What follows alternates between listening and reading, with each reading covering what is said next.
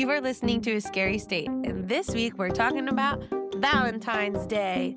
So, Lauren, Yes, Kenzie. you ready for love? Always. Let's get lovey. I don't know. I wasn't sure. Exactly what this podcast is about. I wasn't sure where I was going with that. Did you do anything fun for Valentine's Day? It was for the girls and the gays. Love it. We had some wine and cookies. Oh, fun. Yeah, it's a good time. We ordered Chipotle, watched Traders, and then went to bed. So romantic. I know. I looked at him as we were eating our Chipotle and I go, Happy Valentine's Day. And then he got me a flower, which was nice. And That's nice. yeah, That sounds lovely. it was lovely. I also got my nails done, but I painted them green. Ooh, I like it. Vintage is what it's called. Oh. So I feel like old-timey. Like, I'm looking at it, I'm like, yeah, I could definitely see this, like, color on the walls of a Victorian home. Oh, I would love those colors on a wall. Yeah. Like a grayish, greenish. Mm-hmm. Oh, yeah. Mhm. All about that. For sure. Happy day one or week one of round 4. Yes! Week 1 of round 4. Starting it off with a spooky special. Oh, I love it. Yeah. It's so exciting. So, happy round 4. Happy round 4. Woohoo. Thank you. Thank you so much. Yeah, we're happy right. to be here. We'll jump into Valentine's Day, We got some dark history for Valentine's Day. which is now what we're doing for round 4. Yes. Okay. Valentine's Day has a long and somewhat mysterious history, blending ancient Roman traditions, Christian martyrdom, and later romantic associations. The roots of Valentine's Day are often traced back to Lupercalia, Sure. a fertility festival celebrated by ancient Rome from February 13th to 15th. This pagan holiday involves rituals to ward off evil spirits, ensure fertility, and honor Lupercus. Lupercus. Ooh, like lubricant. Okay. Yes. The god of shepherds, or Faunus, the Roman god of agriculture. Like fauna and flora. But flora is more, not fauna. But anyhow. Yeah. One of its most famous customs was a matchmaking lottery where young men and women were paired together for a period of time, sometimes leading to marriage. That also, I didn't realize it didn't include this when I typed this into ChatGPT. They also used to, like, beat the shit out of women too, like paddle the crap out of them, thinking that it would Ward off evil spirits. help Oh. with fertility. You know what? Nowadays, I think that is the exact opposite of what you would want to happen for fertility. 100%. But then I don't know if they would, but I think they would definitely smack their asses. Like, they would be like butt naked and just be like, yeah. My friend and I were talking the other day about like ovulation test strips and all of this stuff to like find out when you're ovulating to figure all that stuff out. And I was like, how did people do this? Like even just 50 years ago when you didn't have all of this technology? They didn't. They Just whenever they wanted to. Hopefully they got lucky. because I highly doubt, because it was women, that there was even any much education on women's bodies and how it works to even. But even like, let's just say even like thousands of years ago. It's just wild to think about. I have a freaking app that tracks things for me. I just don't think they thought about it. Wow. I think they slapped the shit out of each other and thought it would help them get fertile. That's clearly what they did until they figured out otherwise. And I mean, I guess it did something. We're here, aren't we? We are here. So, By the late 5th century, Pope Gelasius, sure. the first, sought to Christianize the festival and replace. You were about to say I. I was. Like that one time you said I.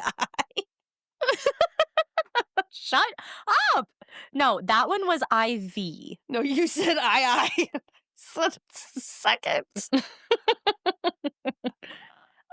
I'm not wrong. It is I, but it just is pronounced differently. English is a hard language, okay? It's not.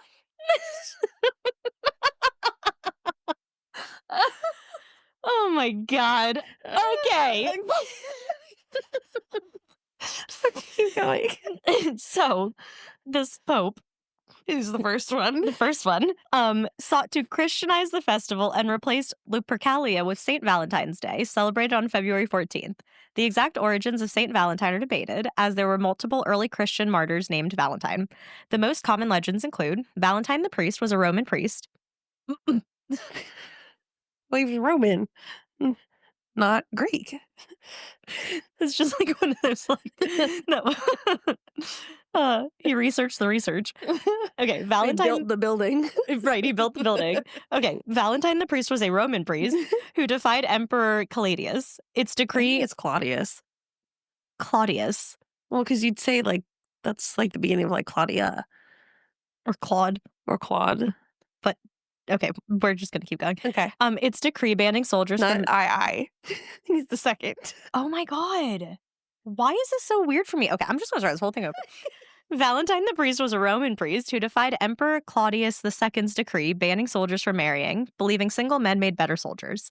He secretly performed marriages and was executed on February 14th, circa 270 AD. I heard of that before. Yes, probably. Yeah. Valentine of Terni was a bishop who was also martyred for aiding persecuted Christians. Another story claims that before his execution, Valentine sent a farewell letter to a jailer's daughter, signing it "From your Valentine," which inspired the tradition of love notes. That's actually so cute. Mhm. By the Middle Ages, St. Valentine became associated with courtly love. The English poet Geoffrey Chaucer played a key role in romanticizing the day.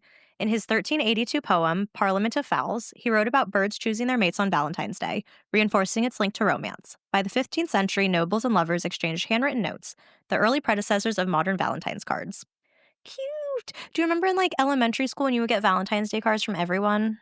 Yes, because I still do that because I I work at an love elementary school. that. My friend's daughter is 2, and so I got a a hand-signed Valentine's Day card from her. It was like a little Wow. bluey one, and she just scribbled it with some crayons. It was so cute. Yeah. We wait until the last 20 minutes of the day. Aw. So it's pass it out, be crazy, and then goodbye. Yep, go home. By the 19th century, the rise of printing made Valentine's cards widely available. In the 1840s, Esther Howland, known as the mother of the American Valentine, popularized mass-produced Valentine cards in the U.S. Today, Valentine's Day is celebrated worldwide with gifts, flowers, especially red roses symbolizing love, chocolates, and romantic gestures. Besides Valentine's Day itself having dark origins, there are also dark historical events that happen to fall on the holiday of love, particularly the Valentine's Day Massacre. The St. Valentine's Day Massacre was one of the most infamous events in the history of organized crime in the United States. It took place in Chicago on February 14th, 1929, during the height of Prohibition, and was a brutal gangland execution that intensified the bloody rivalry between Al Capone and George Bugs Moran. Whenever I think of Al Capone, I always get him mixed with Al Pacino. Same. I don't. Well, okay, good. I now know that I'm not alone. I'm pretty sure Al Pacino played Al Capone, I'm sure, at some point. I think probably. Maybe that's Or why it's together. probably because I think Al Pacino was in The Godfather, and that's like a gangster movie. Okay. And I'm pretty sure The Godfather is, I don't know. I'm talking out my ass right now. I have no fucking idea. I think it was Philadelphia. I saw Al Capone's jail cell. Yeah, it doesn't help that they're both named Al. Exactly. It makes And it a they're little both Italian. and a C name. No, Pacino. But it has a C sound. It's Italian. Yeah, that's it. So during the 1920s, Chicago was dominated by rival gangs that controlled illegal alcohol distribution, gambling, and other criminal enterprises.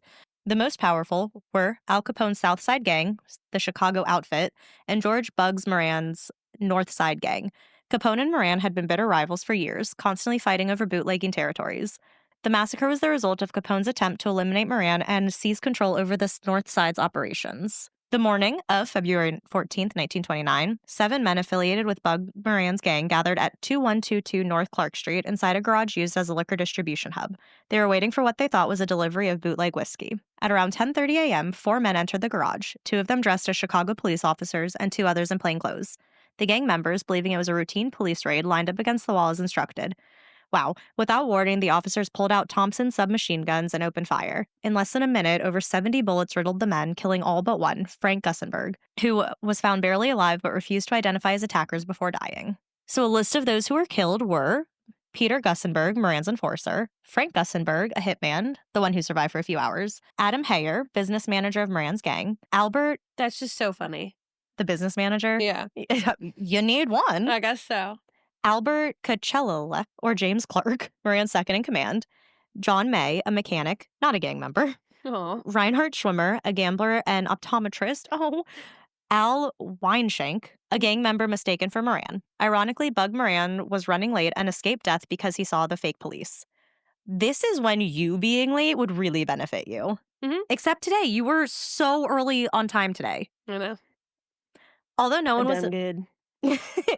Although no one was officially charged, all signs pointed to Al Capone. The attack was likely orchestrated by Capone's lieutenant, Machine Gun Jack McGurn, and carried out by hitmen disguised as police officers to throw off suspicion. At the time, Capone was in Miami, providing an alibi. However, most historians believed he ordered the hit to wipe out Moran's crew. Probs. Capone became the most feared mob boss in America, but the massacre also brought public outrage. The brutality led to increased law enforcement pressure on organized crime and fueled the eventual downfall of Capone, who was arrested for tax evasion in 1931. Moran's power dwindled after losing key men, and he was never able to recover his gang's influence. What I think that is, I'll never be able to financially recover from this.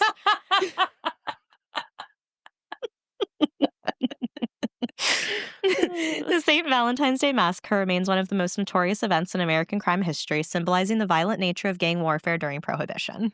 See, as Prohibition has already taught us, if there's a will, there's a way. Oh, yeah. So you can ban shit all you want. People are still going to do it, whether it's illegal or legal. Mm-hmm. It's just that when it's legal, it's safer. And easier. But yeah, so much safer. Yeah, because there's regulations. And rules for it so that people don't go fucking nuts. Mm-hmm.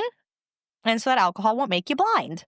Literally, how many times have people said human nature, you want what you can't have? As soon as you tell someone no, well, particularly me for sure. Very much you. As soon as you say I can't have it, I'm like, I beg to fucking differ. Now I really want it. Yeah, like during COVID, I don't mind staying inside. I don't mind being a homebody, you know. Sometimes I even prefer it. Exactly. But the problem is that I wasn't allowed to go outside. Yes. And so all of a sudden I was like, I have to go outside. I am going stir crazy in this home. And I didn't live with anyone that would like hugs. I tend to live with people who are not huggers. And I'm like, I've had no physical contact for 2 months. They're both not huggers? No. Oh my gosh. They're like both weirded out if I'm like, oh my God, love you. And they're like, oh my God. Like, even last night when Ding left, just pat on the back. I am such a big hugger. Lindsay like cringed when I like jumped on her and hugged her when she got me my hair done for my birthday. Oh, thank you so much. I love this. She was like, eh. You don't do affection well. That is so funny. Yeah. That's so sad. It was so sad. Versus like when I lived with like Sarah, like she was constantly laying on top of me. Yeah. Like that's how I am. We were holding hands with our feet. Like our with toes. Your toes? Yeah. Ew.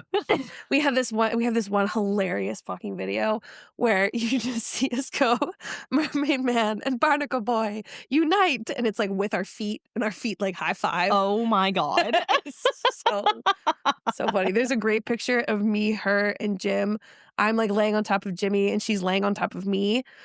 And he's just like unamused. Jimmy's a dog, by the way. Oh, yeah. I should probably clarify that. So, yeah. Yeah. Anyway, human nature. Give us what we want. All right, Mackenzie, what do you have for me today? Okay. Disclaimer. This is going to be all over the place. I like every kind of episode I watched, thing I listened to, article I read, nothing goes in order. Okay. And like I get why it can't because like I don't know. I don't know. So this is going to be very ADHD coded. Okay. I haven't taken my meds yet. I bounce around because like what else are you going to do? But you'll start to notice like I did that like wait a minute. That shit doesn't add up. Oh, okay. All right. Like all the pieces are kind of there and you try to put them together and you're like, wait a minute. But they don't add up on both sides. So is it like a 1,000 piece puzzle, but 500 are with one puzzle and 500 are another puzzle, but they're together in the same box by accident? Yes. So you're putting one side together, the other side, but those sides don't match up. Correct. Ooh, look at that analogy. Yeah, that's a good one. Thank you so much. That was the perfect way to put this. Thank you so much. Because like both sides, I'm like, both of you seem sketchy as fuck. Like, it just anyway, okay, we're just gonna get into it. All right. It doesn't make sense. I don't know what happened. If you ask anyone who knew Susan and John Hamilton, they would tell you they were the epitome of love, or epitome if you're being phonetic. Neighbors would see the couple gardening together, taking lavish vacations, and know that was not a euphemism for smoking. They were actually gardening. Oh, you know what's funny? My first thought was, oh, that's cute. They're gardening together. Like the actual thing that they were meant to be doing. It's just like these days, people say they're gardening a lot. Like it's like the new thing to say like you're gardening when you're smoking. I've literally never heard that at all. Because you're on fucking Facebook Reels. That's why. Straight up. Okay. That's why. Okay, straight up. So in about 3 to 6 months, I'll be like, oh, You'll gardening. catch I get up. it. but yeah, See, I have actual like insider gardening. knowledge for these things because you tell me and then I'll see it. You're like, I didn't know about this. Anyway, taking lavish vacations and spending most of their time together. So you can imagine the shock felt throughout the community when Susan Hamilton was found strangled and badly beaten in her bathroom on Valentine's Day, 2001. Ugh. Many theories have developed from this case, and the more I looked into it, the more I am not sure I agree with the outcome, although I don't know what the outcome should be. To me, it just something is missing. And there's just like a bunch of things missing. So 498 pieces of each puzzle. Yeah, like the 500 pieces from each puzzle aren't even complete themselves. Like, we'll see. Susan Hamilton, then Susie. Alexander Hamilton. I just had to get it out. Susan Hamilton, then Susan Shilby, grew up in Oklahoma and was one of 5 and the only girl. She went to school and got a degree in special education, but her true passion was being a mom. Susan met her first husband, Dick Horton, and they had 2 daughters together. Dick Horton told Dateline, quote, I think the best way to describe her is a woman that always wanted to be a mother, was proud to be a mother. Even though she had a great education, her passion was to be a good mother. Aww. In 1985, Susan met John at a mutual friend's party, and the connection was instant. John was a well-respected OBGYN with 2 kids of his own from a previous marriage. I will never trust a man who's an OBGYN. I'm sure they're great, but I like having my female Yes. GYN because she's a female. Yes. I just remember one time, I think I told you, my friend had gotten back from an appointment she had, and hers was a guy. And she was like, can I ask you girls something? And we were like, yeah. She goes, my gynecologist did all of this stuff. And she like explained stuff. She goes, is that normal? And I was like, yes, hun, that's exactly what they're supposed to do. And she's like, It's okay. like- She's like, I just wanted to make sure he wasn't doing something weird because he's a guy. I was like, no, what he did is exactly what they're supposed to do. Which good. Because it is a very invasive checkup. And I get like the OB part because that's more like pregnancy Yeah. than, Yeah. but like you still got to do both. OBG. Some aren't always. Mine's just a GYN. She's not an OB, which makes me really sad. Yes. Which is why him being an OB-GYN is a little bit better than just being Yeah. the GYN. I feel like part. it's one of those things where it's like squares are rectangles, but not all rectangles are squares, whatever Correct. that is, where like Yes. you can be just a GYN, but you can't be an OB and not a GYN. Yeah, I don't think Yeah. so. Yeah. We could be completely wrong. We but could be so wrong. It sounds right. Because we are neither. Right, exactly. 2 years after their first date, they married at a local country club. Dr. Steve Jimerson, a colleague of John's and his best man, told Dateline, quote, oh, they were la-la. I mean, he fawned over her a lot. John bought Susan a Porsche Wow. as a wedding present, and the two moved into 6,500 square foot house in Oklahoma City. If we lived in Oklahoma, we could probably afford You that. would never see me again. Unless you came back here. I'm not going to Oklahoma. I don't want to either. All right.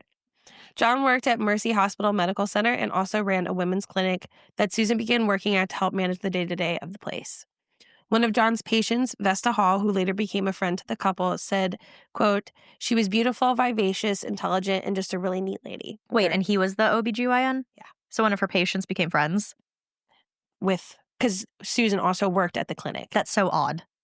Yeah. Like I get how friendships work, but it's just like you're all sitting at dinner and it's like, oh, your husband seen my vagina. Yeah, well, it was couple stuff. I don't think she was friends with him. I think it was like the wives were friends. But still. We're focusing on the wrong thing Yep, here. sorry, go on. I told I'm the one with ADHD. I told some people at the at the clinic, quote, "I wish I had someone that would look at me the way John looked at Susan. I just felt they were very happy." One of the services provided by the clinic was abortion procedures. Both Susan and John were pro-choice, and Susan was very vocal about her opinions on the subject. Yes. Steve Jimerson told Dateline, quote, she was very strongly pro-choice and very outspoken about it, about the rights of women. They were kind of a unit in that regard. Good. Working at the clinic, especially in Oklahoma, put the couple's safety at risk. People would protest outside the clinic, the hospital that John worked at, and even outside the Hamilton's home. Jeez. He would drive to like a Walmart parking lot and then have, I think, someone like pick him up or something and like then drive him to the clinic and like go in like through, like so he could, Wow. yeah, invasive measures. That shouldn't even be needed. Yeah. Steve Jimerson said, quote, "There were things done that were dangerous. I mean, trying to set fires to the clinic, vandalizing the home, just putting brochures all over the neighborhood and the kids' schools. Wanted, dead or alive." Oh my God. The flyers that were placed on the Hamiltons' home and workplaces read, quote, "A reward in heaven will be bestowed on anyone contributing to bringing this murderer to justice." An award in heaven? Uh-huh. Huh. Both John and Susan would also receive threatening phone calls. Despite the backlash they received about their work at the clinic, John and Susan did not stop performing their duties. Good. Anyone who worked with John or Susan had nothing but positive things to say about the couple individually and together. John was reliable and mild-mannered. All of his patients and colleagues enjoyed working with him. Susan would work at the clinic 2 times a week, and everyone who knew her would say she lit up whatever room she walked into, which, as we know, is dangerous. Very dangerous. February Dim 4th. the rooms. What? Dim the rooms. Dim the rooms. February 14th, 2001 started like any other Wednesday. John got up early to perform a surgery at 7 a.m. at the clinic and then went to the hospital around 8 for a second surgery that would be at 9. Because he worked so close to home, John decided to go home between surgeries to exchange Valentines with his wife. John returned for the second surgery around 9:30, and once that was completed, he returned to go back home to get his address book. When John returned home for the second time around 10:45, he found Susan lying, beaten and strangled on their bathroom floor. And what amount of time was that? Between what? So, like, when he was home the first time and when he was home the second time. About almost 2-ish hours, Wow. Okay. give or take. Maybe like an hour and a half. Mhm.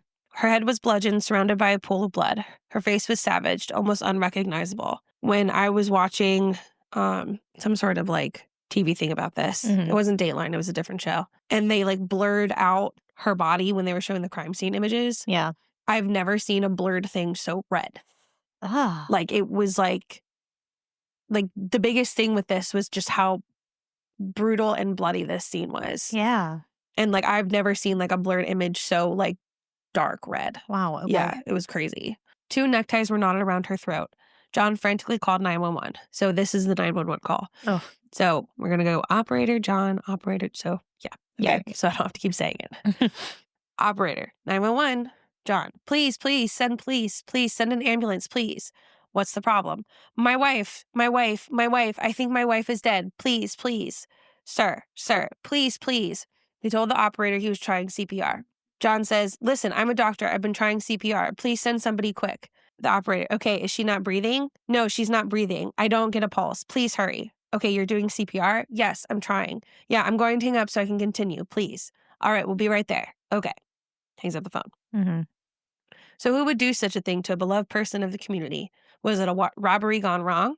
Did an anti-abortion activist take it too far? Maybe. Or were things not so picture perfect for the perfect couple? I mean, it's always the husband.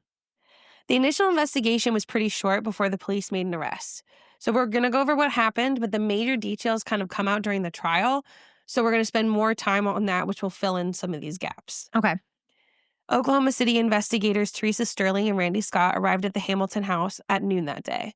When the officers arrived, they discovered Susan had been brutally beaten and strangled with 2 of John's neckties. The scene was violent, yet there were no signs of forced entry or burglary, suggesting that the attack was personal rather than random. There was a couple times it was noted that, like, when they thought it might be a burglary, they didn't see that anything was taken, but, like, people later found, like, a bag of jewelry in Susan's, like, underwear drawer, and supposedly John had placed it there and had said something like he knew people were going to be coming over. Okay. or something. I don't know. That's like one of those like weird little side facts. Yeah. One place said something about how like a housemaid said that a statue was missing, but I only saw that ever in one place. Okay. So not every place talked about the jewelry that was found. Yeah. So again, that's one of those like, we're just going to put that over here. Yep. Okay. From the outset, investigators noticed inconsistencies in Dr. Hamilton's account of events. He claimed he had been performing surgery at the hospital and returned home to find Susan injured. However, his demeanor during the 911 call seemed unusually controlled, and officers observed blood on his hands and clothing, which did not fully align with his claim that he had attempted CPR. See, real quick, my thoughts with that. If he seemed calm on the phone, he's a doctor. Doctors know how to perform under stress. I mean, a different kind of doctor. Like, he's not like an emergency room doctor, but still. And then I guess with the blood and stuff, I don't know, maybe like it tried to hold her or something? We're going to get to all that. Bloodstain pattern analysis became a crucial component of the case, but more on that later. That's so cool. Additionally, a section of the bathroom floor appeared cleaner than the surrounding area, prompting investigators to use luminol testing, which revealed traces of blood that had been partially wiped away, suggesting an attempt to clean up the scene. Interesting. As detectives worked to verify Dr. Hamilton's timeline and alibi, they examined hospital records, traffic cameras, and toll booth footage to track his movements. While his presence at the hospital was confirmed, a gap in his schedule allowed enough time for him to return home and commit the crime before making the 911 call. Also, more on that later. Investigators also studied his behavior during questioning, noting that he was initially appeared cooperative but became increasingly defensive when asked about his marriage. Detectives interviewed friends and family, uncovering evidence of recent marital discord. Also more on that later. See what I mean? Yes. This information contradicted Hamilton's insistence that his relationship with Susan was strong. The neckties used in the strangulation were also confirmed to be Hamilton's own, suggesting a weapon of opportunity and not a premeditated attack. Mm-hmm. The autopsy report provided further details showing that Susan had suffered extreme blunt force trauma in addition to strangulation. But I think the blunt force trauma is what ended up killing her. Okay.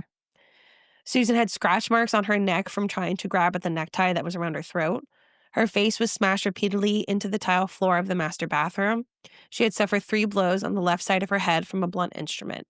With the physical evidence, forensic analysis, and timeline inconsistencies all pointing towards Dr. Hamilton, Mm-hmm. police confronted him with the findings. Do they ever tell us what that blunt instrument was? They never find it. Oh.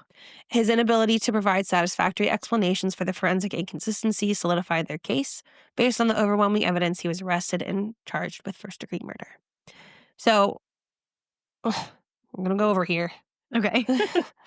So there's also just some like weird things that happen during like the initial arrest and like kind of the beginning of like the trial and whatnot, and I didn't really know where to put it. Okay. So when Hamilton was brought in for questioning, he was sitting in the back of the police car, and supposedly he was like scraping his hands and like hitting his head against like that like metal mesh Yeah. between like the front and the back. Yeah.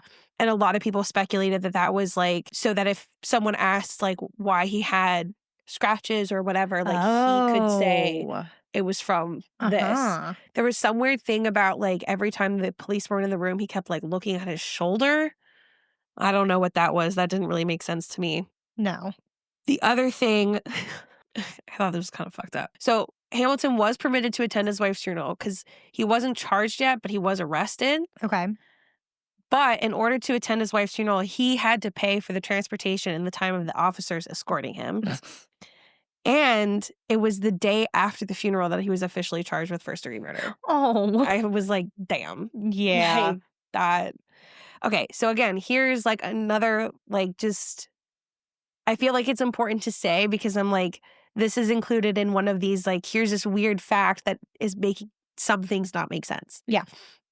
So at the bail hearing, so whether or not he's going to get bail, 53 or 54 people wrote letters attesting to Dr. Hamilton's character.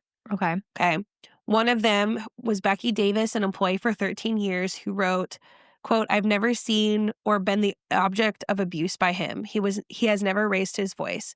All marriages have problems, but he and Susan had a wonderful life and were very much in love with each other." Shannon Fine, Hamilton's daughter from a previous marriage, said, "My dad is a kind man and a caring man. My dad is not a violent man. He is a calm, quiet, and gentle man. I have never in my life seen him raise his hand in anger, only in love." Sherry Sanders, a registered nurse who worked with Hamilton on and off since 1989, said he had been a little down recently, but he did not allow it to affect his work or relationships with his patients. He was always very quiet about his problems. He has always been a very calm, reasonable individual who displayed a great love for his wife. Jill Huff, who worked with the Hamiltons for 7 years, said, at the Oklahoma Clinic for Women, we sometimes had to deal with hostile anti-abortion activities, and I never, all caps, experienced Dr. Hamilton out of control or violent, which also goes with the whole like remaining calm and like a stressful situation. Right. So like I definitely want to like include that one as like to show that he's able to maintain his calm. Correct. Dr. Donald Rawl, a longtime colleague and chairman of obstetricianist. No, chairman of obstetrics. No, that's not how you say that. And gynecology. Oh, the OB one. Yeah, like, but he's like the chairman of the like that. However you pronounce the OB one. Specific obstetric. I said it really well when I was reading it in my head. But yeah, so like, you know, the department chair kind of thing. At Mercy Healthcare Center wrote, Dr. Hamilton respects and keeps his obligations. He has continued to pay his office staff while he's been in jail. Obstetricianist. But it's like of obstetrics and gynecology. Damn it. Okay. Yeah. We're just going to move on. Yeah. But Dr. Hamilton was denied bail, which I thought was interesting. That he was denied bail? Given all the everyone was like, no fucking way did this guy do it. Everybody. Yeah. Even her kids. But maybe with it being as brutal as it was.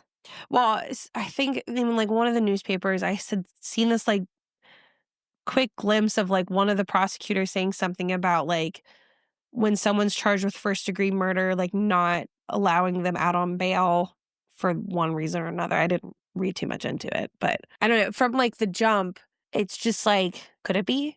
Maybe not. Mm-hmm. Maybe it is. Maybe not. Yeah. Maybe it is. Like that, it's just constant back and forth. So the trial is when a lot of the juicy details come out, and we're going to go over the timeline that was given at the trial, what was really going on in Hamilton's marriage, and the shocking testimony from the blood spatter expert. Wow. Okay. Experts. Okay, so we're going to start with the timeline. Okay. Which I think, again, it was hard for me to really pinpoint how much time between the first surgery and when he went home to exchange Valentines and when he got back for the second one. Okay. His timeline that he gives would not allow him enough time to have killed his wife. Okay. The timeline that we discover was the actual timeline. Mm-hmm. I think there would have been enough time. Okay. So, Sarah Cox, a registered nurse, testified at Hamilton's trial about the timeline he told police. She told the jury that Hamilton had requested to start his 9 a.m. surgery early. They had the patient ready and sedated, and Hamilton hadn't arrived yet. She told the jury we had the patient in a critical state at the time. She wasn't asleep. She wasn't sedated. She was sedated. A nurse and doctor had to physically stay with her. Hamilton was paged by a nurse at 8:50 that his patient was ready, and he did not arrive for another 50 minutes. 50? Yeah, 50. Oh my gosh. Yeah. So putting him there at 9:40. Yes. Okay. When Hamilton finally arrived, he did not give an explanation as to why he was late. Dr. Donald Rawl, Hamilton's surgical partner that morning and friend of 25 years, said he and Hamilton had a 20-second conversation after he arrived. Rawl testified, quote, he said he was trying to get a Valentine's Day present for his wife, but he ran out of time. Oh, okay. So But he didn't actually go to the house and give her her Valentine's gift. Yeah, okay. Well, that's one of those things that doesn't make sense. Right. Records from New Leaf Floral admitted as evidence in the trial showed Hamilton bought $158 worth of flowers on February 12th. The flowers were to be picked up by noon on Valentine's Day, and they were never picked up. Raw also testified that the procedure had gone well and that Hamilton had acted normal during the 30-minute surgery. So it's like, on the one hand, it's weird that he's late, and it's weird that he lied about why he was late. Yeah. But then he's also like calm during the surgery. But we also have noted that like he can remain calm in stressful situations. But also weird that he asked to push the surgery up and then he ends up being like an hour late. He like later told Dateline that like someone had told him, like some nurse had told him that the other surgery before theirs was like running 30 minutes behind. So that's why he had taken extra time. So are there 2 doctors at this place? He's at the hospital. Oh, okay. Yeah. Okay. And so it's just weird to me. Like he's saying this to Dateline, like, oh, well, someone told me that it was gonna be late, so I just assumed. But then it's like, why didn't you then just say that to everybody else? Right. Like, he gave a lie of an excuse. Yeah. So again, it's like, it's weird. Like, his story doesn't add up, and then later, neither will the prosecution's. Mhm. Hamilton's former medical partner, so this was a different woman. I forgot to put her name, but it's not the same man who just testified. It's a woman. Okay. Told Dateline, quote, I personally don't believe a physician could do a surgery, go commit a brutal crime of murder, and go back and do another surgery and be even in his right mind. No, that's a good point. Yeah. So instead of his timeline being like a 10-minute window, which is what he originally told investigators, he had like an hour window. So an hour is between- drastically different from 10 minutes. Yes, because he lives close to the hospital, so he would take like 10 minutes to get there. Okay. And I think the surgery didn't get started until like 9:40, 9:50 or something like that. Mm-hmm. Like, I think he got back at 9:30 and it started at 9:40 instead of getting back at like 9. Okay. But I don't know. It's weird.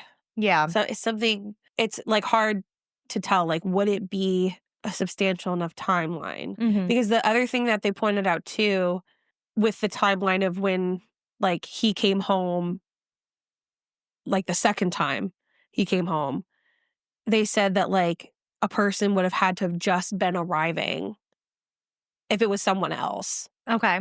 right when he was leaving. Okay. So, like, he would have He- technically crossed paths with someone. Yeah. Okay. In order for like that timeline to check out. Investigators found a card. Okay, so now we're going to go into the problems in the marriage. Investigators found a card inside John's Jaguar that was from Susan. So a message had come with the card, like, love you, this, that, or the other. But next to it, Susan had written, obviously, I bought this before last Monday. I bought this 2 weeks ago, so I guess maybe it doesn't seem as appropriate, but I do love you. Have She a put good that day. in the card? Yeah, have a good day, Susan. Huh. It was discovered that Susan had confided in close friends that she suspected John was having an affair. Mm. He would get a lot of phone calls, and there were times that he wouldn't answer it in front of her, which I guess or he just like wouldn't answer it at all, which I guess is odd behavior for him. I mean, in general, that's sketchy. Right. When she asked about it, he told her it was a patient that was down on her luck and was having hard times, and he was just helping her out. Supposedly, Dr. Hamilton was providing the patient with like depression medication when she wasn't able to afford getting it on her own. Okay. Susan wasn't so sure, so she looked into her husband's cell phone records and found over 50 calls in a short period of time to the same number. And it was a lot of like him calling her. That's suspicious. Yeah. Susan also discovered that this patient was working as a topless dancer at a gentleman's club. Oh. Both the patient and Dr. Hamilton maintained that there was no affair. Mm-hmm. However, again, this is one of the just most random pieces of information that we just don't ever come back to. She did perform 2 dances for him at 2 different clubs. And he paid $100 for one and $80 for another. And supposedly they typically cost only like $20. That's how he's affording her depression medication. But he's the one who's supplying it. No, I know. Like those free sample type things. Oh, interesting. And so like one video I watched like speculated, like maybe he's paying more because she's down on her luck. And so he's like giving her more money.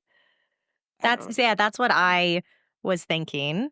Yeah. But I don't know. there are other ways to do it than going to their place of work and watching them topless dance for you. Right. Like it's just when like, you're married. Right. Like it doesn't make sense. Like that's totally fine in general. And if you and your wife agree to it, cool. Right. But it sounds like she does not agree with it. No. So then it becomes not okay. He acknowledged that his behavior was unprofessional, but he continued to maintain that there was no affair. Mm-hmm. And so did this other lady too. Well, of course. So I don't know.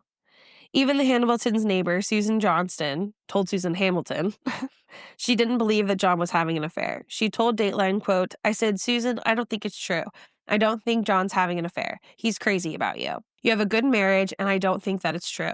At the end, I think she was calmer, and she said, I'm going to think about it. There was also this thing where, like, it was very much harped on that she felt betrayed or that, like, the trust was broken because he gave his son money to help with like car stuff and didn't tell her. And like multiple places like harped on the fact that like she, felt betrayed or whatever. Like that seemed to be a bigger deal to her than her husband getting lap dances. No, that's odd. Isn't that weird? Yeah, like, if I had a kid and Joe gave them money for car troubles, I'd be like, "Cool, thanks for handling that."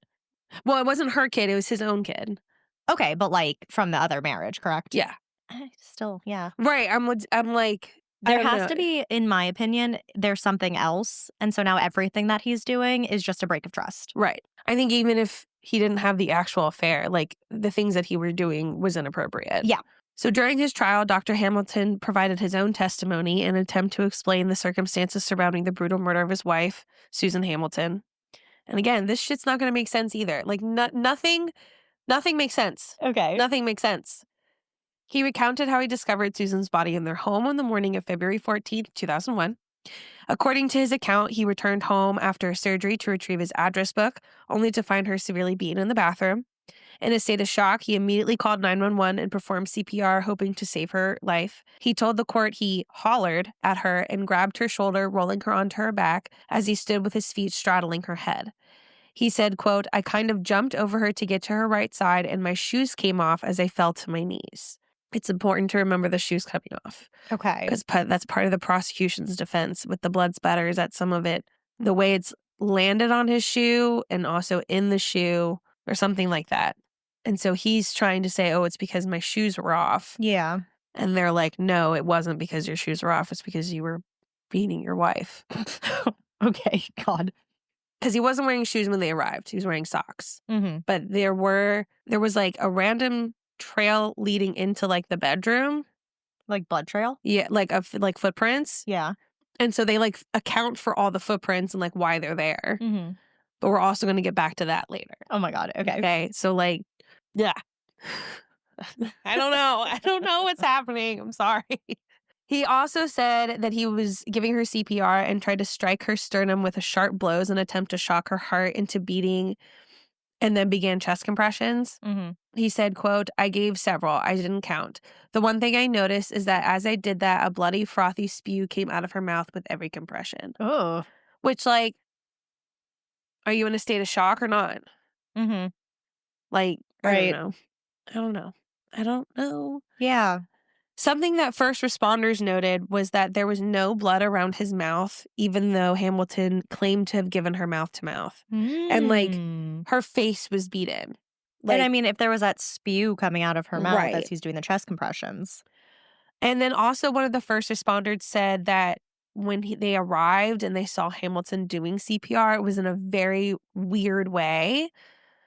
And especially for like a doctor, like, Like, you the wouldn't. CPR wasn't being done correctly, or that it was Yeah, being done in, like a showy way? it wasn't being done correctly because he had one hand on her chest doing compressions and then the other one like on her abdomen, like on her stomach. And it's even weirder because it's like you're a doctor, obviously you know how to do CPR. Yeah. He says that's not true. His hands were in the normal position Right. of doing CPR. But again, this is not the only thing that's just fucking weird. So Dr. Hamilton detailed his movements on the morning of the surgery, stating that he had left the house early to perform the surgeries at the hospital. He insisted that he had only returned home briefly and had no involvement in the attack. He also addressed his relationship with Susan, describing their marriage as loving and devoted, though he admitted that they had been experiencing tension. He acknowledged that Susan had been upset over suspicions of his infidelity, but he maintained that their arguments were not severe enough to result in violence. He strongly denied having any reason to harm her. He also maintained that he did not have an affair with the patient. A significant part of the prosecution's case centered on the forensic evidence, particularly the presence of blood spatter on Hamilton's clothing and in his car. One of the crime scene investigators told the jury that he found blood and flesh inside the Jaguar that had been parked in the Hamilton's driveway. That's suspicious. Okay, again, this is not going to make any fucking sense. When questioned, Hamilton explained that the blood on his clothing was due to his desperate attempts to revive Susan. Okay, obviously. That checks out. Right. Okay. However, he struggled to provide a clear explanation for how the blood was found inside of his vehicle. Yeah. He tried to claim that he went to move the vehicle out of the way so that the paramedics could have easier access, but he was shaking so badly he couldn't start the car. So he gave up on that effort. Mhm. However, there was no blood on the car keys or the steering wheel, and there was no blood trail out the front door. So, Okay. and he was supposedly wearing these socks, these bloody socks. Mhm. Mhm. The prosecution argued that the lack of forced entry and brutal nature of the crime suggested an attack by someone Susan trusted rather than a random intruder. They also thought that, like, he took the murder weapon and whatnot and brought it into his car to get rid of because they could never find it. And that's why it was in there, because it came out of the bag. That's why the blood was there. Yeah. Okay. That was their story. The prosecutor's story? Okay. He says it was because he was going to move his car and he couldn't because he was shaking so badly. Theirs was, no, it's because you put the murder weapon and maybe your clothes into a bag to get rid of. And fell out of the car. Fell out in the car. Wait, hold on. I have to pee so bad. Okay, I wait. They also challenged inconsistencies in his timeline, suggesting that his version of events did not align with the physical evidence. Throughout his testimony, Dr. Hamilton maintained his innocence, expressing deep sorrow over Susan's death. His defense team argued that the forensic evidence was circumstantial and open to interpretation, which I kind of agree with. Okay. And that there was no definitive proof linking him to the murder, which I kind of agree with. Like, I think there is and there isn't. Yeah. Circumstantial. There you go. Now we know what that means. Just kidding. I know what that means. Okay, so this is like the true leg of the case. And because no one else can see me except for Lauren, I just did a jaw drop. Yep. I wish we had a, what? We don't. That's okay. During Dr. John Hamilton's trial, blood spatter evidence played a crucial role in both the prosecution's case and the defense attempt to counter it. The prosecution relied on forensic analysis to argue that the blood patterns found on Dr. Hamilton's clothing and in his car were inconsistent with his claim that he'd only tried to revive his wife after finding her brutally beaten. Okay. Meanwhile, the defense sought to challenge these conclusions, arguing that the forensic evidence was misinterpreted. So the prosecution called an expert witness to testify that the blood spatter on Dr. Hamilton's shirt and face showed distinct patterns consistent with high-velocity impact, meaning that he was likely near Susan at the time of the attack. At one point, they were also trying to say that, like, one of the stains on his shirt matched a injury, like, on her head or whatever, that would have been caused with whatever he hit her with. Yeah. And that even though they couldn't definitively conclude it because they never found the murder weapon, their reasoning was like, oh, that shows that he was the one who did it because it looks like it could have come from the murder weapon, not from... Oh, I see. You see what I'm saying? Yeah, so like, say the murder weapon was a square. Yeah. There's a square injury on her and a square blood stain on his shirt. Correct. Okay. Yes, exactly. Which so as if he, like, accidentally tapped himself with the murder weapon. Right. Okay. And so that's what the prosecution is saying is that, like, you know, yeah, we can't prove it, but, like, that's probably what it's from. Because if you line up the, like, injury with the blood stain, they, like, line up well. Okay. And then the defense officer comes back and is like, okay, but you can never prove that because there's no murder weapon. Like, right. That you truly have no idea. Yeah. Okay. Investigators noted that small blood drops, characteristics of cast-off or impact spatter were found on his clothing, patterns that typically occur when a person is in close proximity to blunt force trauma. They argued that if Hamilton's claim was true, that he had only performed CPR, his clothes should have been soaked in blood rather than displaying fine droplets.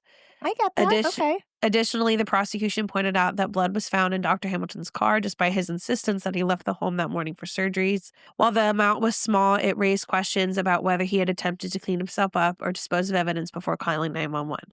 Which is where things start to get confusing, because did he dispose of evidence or does he have blood splatter on his shirt from when he beat his wife? Right. And did he wear that back to work? Probably not. So then the shirt that he was wearing was when he found his wife. Whether he found his wife or not, he wasn't wearing the shirt that he beat her in. But they're saying he was. Okay. But why would he go back to work? But they're also saying he got rid of the clothes. Right. I feel like they also don't know. No one knows. They suggested that Hamilton may have tried to stage the scene to look like a burglary gone wrong, but the forensic evidence contradicted his narrative. So the defense is just rain. Oh, don't drool on my laptop, please. Yep, I told That's you when I was icky. peeing that it's rain, and that is why he's freaking out. It's just rain, but please don't drool on my laptop. Quite honestly, I'd rather you drool on my arm than my laptop. Okay? You're okay, Bubba. It's okay, baby. And now he's just going to keep pacing. Yeah. It's just waiting. If anyone hears really heavy breathing, that's Roy. So the defense countered the prosecution's claims by arguing that Dr. Hamilton's bloody appearance was the result of his desperate attempts to save his wife. Okay. They contended that the CPR could have caused some of the blood transfer and that any apparent spatter on his clothing was a result of chaotic movements while performing chest compressions. That does make sense. Correct. The defense also attempted to undermine the prosecution's forensic analysis, suggesting that the experts were overstating their conclusions based on circumstantial evidence. Then shit hits the fucking fan. Oh my God. Okay. When the prosecution went to cross-examine the defense expert witness, which apparently, so the prosecution got, the expert on blood spatter, and then the defense immediately got the defense expert on blood spatter, as in this guy mentored the prosecution's guy. Oh my God. Petty, I love it. Yes. They pretty much got him so that the prosecution couldn't get him. Okay. So this is the guy. Yeah. Okay. The head honcho. Right. The other guy is the guy. But he's the honcho. He's the honcho. But this is the head honcho. Yes. And they now have a firm together that consults oh my God. on forensic Are whatever. they allowed to do that? They can have their firm, but are they allowed to go against each other on the stand? I don't know if when they went against each other they had the firm. Oh. I don't know which came first. The chicken or the egg? Correct. Okay. So the prosecution went to cross-examine the defense's expert witness, and the DA, Wes Lane, which is an insane name. It really is. Asked, quote, "Well, Mr. Bevel," that's the expert. I would assume yes. "Is there anything that either the state's experts or the Oklahoma City Police Department missed in their examination of the evidence?" Ooh, beautiful. Okay. The blood spatter expert on the stand, on the payroll of the defense, hesitated before answering. Tom Bevel told Dateline, quote, "I expected an objection, and I looked at the defense table, which was over to my left, and there wasn't an objection. So I answered, and I said, 'Yes, sir.'" What do you mean, an objection? Oh, To the question. He wanted the prosecution. The prosecution's questioning him. Mhm. He wants his defense to say objection. Mm-hmm. Gotcha. So that it doesn't have to answer the question. Oh, beautiful. Because he says, yes, there is something that you missed. Yeah. Ooh. The courtroom is silent. Yeah. Bevel went on to describe that the blood spatter inside the sleeve of Dr. Hamilton's shirt was consistent with the defendant using an instrument to beat his wife. Beautiful. Beautiful. Oh my God, that's so cool. Isn't that crazy? That is so wild. Hired by the defense, later, he probably was like, oh shit. And, supposedly he told the defense, hey man, your guy did it, so they still wanted to put him up there. Putting him up there, they played that risk of the possibility Ooh. the prosecution could ask something. So cool. And so he was like, yeah, he has this blood stain, which means that he did it. He used a weapon. Uh-huh. So less than 2 hours, the jury convicted Dr. Hamilton of first-degree murder. Damn. So did he do it? Well, maybe. One unanswered question for investigators is how the killer got out of the house without leaving a bloody trail. Yeah. Officers say they can account for all the bloody footprints inside the house, but there's no evidence showing how the person got outside. I have a theory. Okay, let me read theirs and then you tell me yours. Okay, mine's really stupid, but I still have a theory. Okay. The prosecution tried to prove Hamilton hid his bloody clothes and the blunt instrument used to kill Susan. So then how is the splatter on the inside of his sleeve having to do with him beating his wife if he tried to hide his clothes? Wait, how do they have the shirt? Because the shirt that when they arrived, those were the clothes he was in. Oh, I see. Which is why he says, no, this was CPR. I see. And they're saying, no, you beat your wife. But if that were true, because they're saying that it happened when he went home between the surgeries. Yeah. That would mean that he'd have to wear his bloody clothing to work and not change. Or wear the bloody clothing to work, change, and then change back into it. That'd be crazy. I know it would be, but that's what I'm saying. Why would you change back into it if you tried to get rid of it in the first place? Yeah, I don't know. I don't have an explanation for that. I'm just saying why you would be in the same thing. Because they never found the murder weapon, and they're also saying that, his bloody clothes were with it. But wait a minute. He just got convicted on the fact that you said the blood splatter in the clothes he was wearing means he beat his wife in those clothes. Right. That doesn't make any sense. Right. Anyway, they said that the flesh and blood found inside the car came from the clothes and the blunt instrument. So the clothes are supposedly with the blunt instrument. Police never found the murder weapon or the clothes. One Oh, well. investigator. And I also am like, would he have time to get rid of it? Like, yes, he had time to kill her, but did he have time to get rid of it? I mean, Because he was already running late. potentially, like, if you think he's throwing it down like a manhole drain. Yeah, but you'd have to stop. Like, you're gonna have to stop and do that somewhere. And I he's have 10 manholes minutes on my way home. from work. I have manholes. Unless he did it on his way home after the second surgery. I also have a lake on my way home. Just Like, maybe he got rid of it after the surgery yeah, very well. Like, he instead could of doing it on the way. put it in the car, That's true. does the surgery, comes back, then has ample amount of time to get rid of it. Yeah, because I think he got home. It was like he got home at 10:45. He's supposedly trying to perform CPR, and I think he called at like 15 minutes later. So There's time. there's time to do some stuff. Mhm. But still, it doesn't make sense if he got rid of the clothes, how you're going to use those same clothes to then say that he's the one who did it in those fucking clothes. Right. Like, that doesn't make any fucking sense. Like, and that's it.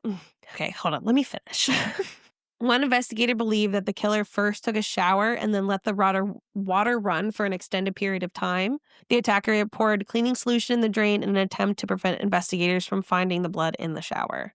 I guess if you run it long enough, it'll go further down the drain. Okay. I don't know.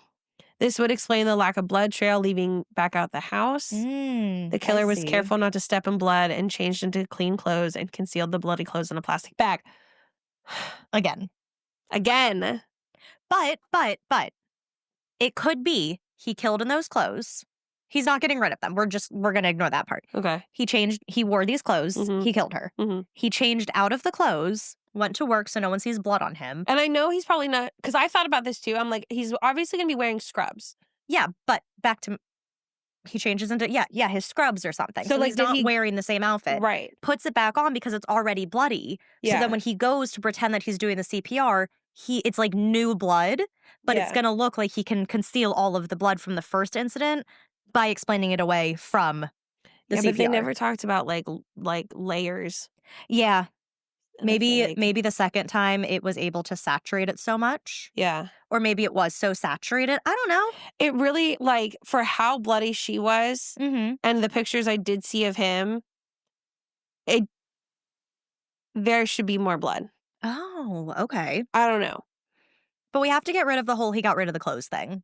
Right. Like, stop that theory. That's stupid. Right. That 'cause doesn't then, work. well, because then everything else you say is bullshit. But then it also still doesn't make sense why he would drive back to, like, unless he drove back to work in scrubs and didn't change there. He changed it in the car. Or he changed it home. My theory was that he had Crocs with him. And he, like, because they're lightweight, you can, like, hold them on your ear or something. I don't know. So they're light is what I'm trying to get at. Uh-huh. So he did all of his stuff and then he was able to put the Crocs on and then walk out. They're not bloody. They're not dirty. They're not going to show you that you're leaving, like, a footprint. Yes, but the shoes that were found, like, in the bathroom that he supposedly, like, jumped out of when he, like, jumped. Yeah. So he wore those. He had the Crocs on him. So he has those shoes as he's walking in, but then the Crocs are what helps him leave. So he changed his shoes. Yeah, he changed his shoes so there's no footprints. I see what you're saying. And then changed in the car. Yeah. I'm an expert at changing in cars. So changed in the You car. are also 5'2". That is true. That's not the point here. So he changed in his car, into the scrubs, does the surgery, comes back, changes back into the bloody clothes so that he's already bloody when he goes to find his wife. So that blood is explaining away the blood already on him. Right. Yeah. I think my theory is legit. It What? just seems really complicated. I mean, it does, but And I don't know. it's an explanation. It just, nothing makes sense. And No, it doesn't. because the thing, at the end of the day, what's happening is that the prosecution is saying both he hid the clothes that he did it in and he was wearing them when they arrived all at the same time. Right. They're And contradicting themselves, which doesn't really it doesn't work make any well. fucking sense. And I also don't understand how blood spatter on the inside of a sleeve would say, like, oh, it had to come from him beating I think her. maybe with gravity, like lifting it up again, it But if you're rolls down the performing- thing in such a If way. you're in, because it was on the cuff. Oh, so not on like in. Right. Like, it was on the cuff. Oh. And it was like, that's easily going to get blood on it. Yeah, absolutely. So I was like, that doesn't make any sense. Okay. At Yeah. least when I think of cuff, I'm thinking, like, close down. Yeah, I'm thinking, like this part, like, if these were long. Yeah, This part yeah, right yeah. here. Yeah. Like, the part, like, below the hem. Yes. Like, that's the foldy part. Yeah. Yeah. So, I don't know. We'll look at pictures and we'll see. Um, Ooh, yeah. so like I said, they sometimes say he got rid of his clothes, but then the main reason he got convicted was because of the blood splatter on the inside of his shirt sleeve. Okay. Why would he wear the clothes he killed his wife in back to work? Well, he may have had enough time to kill her. He did not have enough time to clean up. So did he actually have enough time to get rid of the murder weapon and the clothes he was wearing? Because even if he got like when he came home, because it's only a 10-minute drive to work. And so I think like when he left the hospital versus when he got home, like that timeline matches up. They should look along his route from home to the hospital to see if they can find anything along that route. That's what I would do. Like, if it's only 10 I minutes. feel like there's a lot of things they should have done. Because, like, I'm just thinking of, like, me from here, how far I could get in 10 minutes. On that route, I have ample places I can get rid of Yeah, I something. think the only place they looked for it was around the house. Yeah, that's wild. Right. Like, check manhole drains, check wooded areas, check waterways. Yeah. And his explanation for some of the evidence also doesn't make sense either. Like what? Like when he's talking about how like her blood ended up in his car. Oh, yeah. Like that doesn't make any sense. No.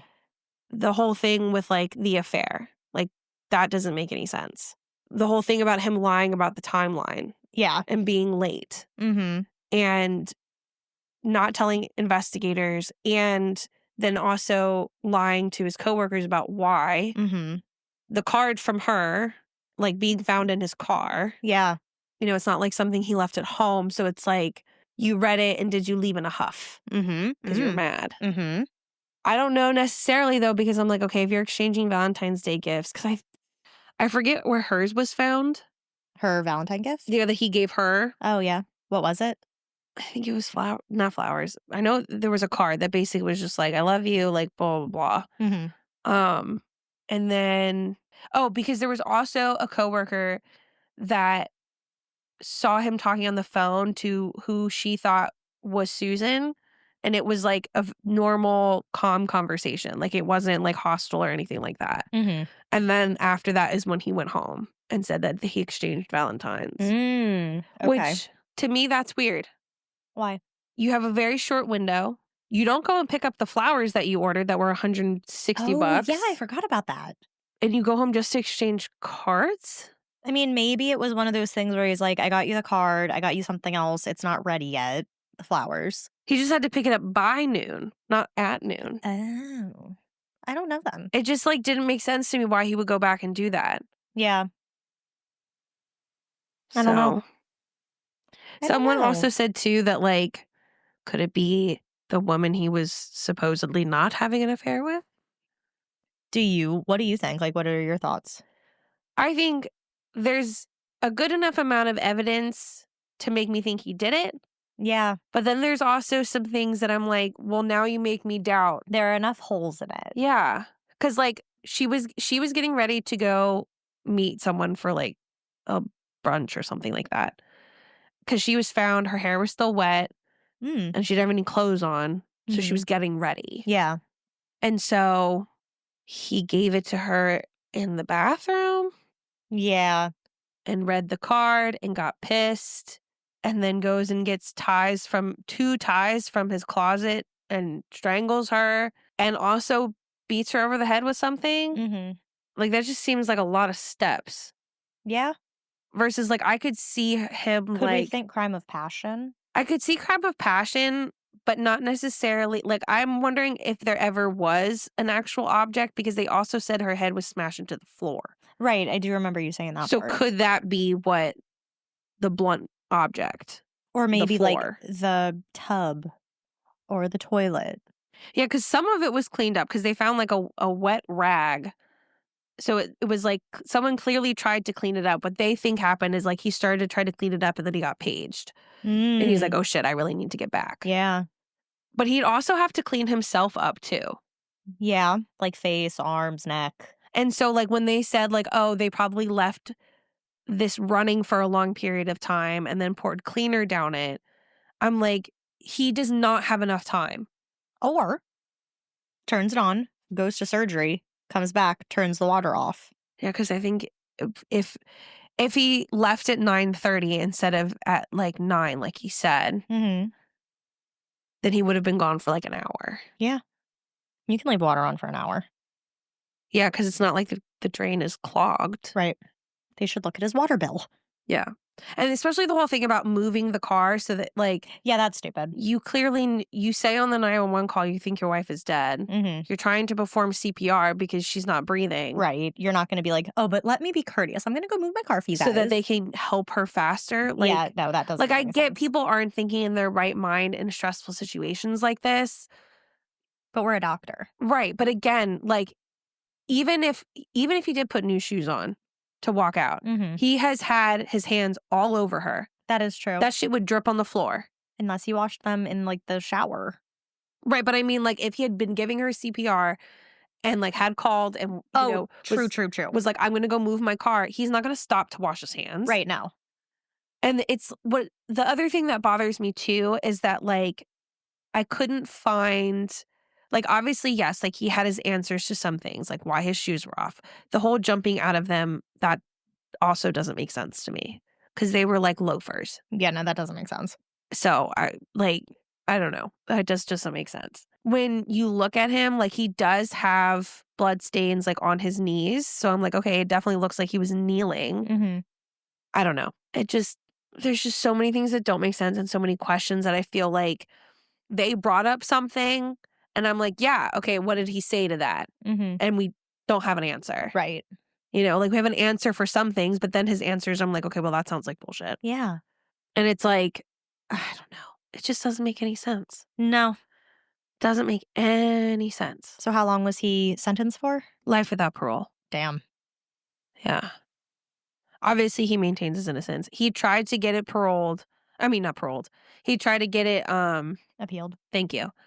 And it went all the way up to the US Supreme Court. It was Damn. still denied. Wow.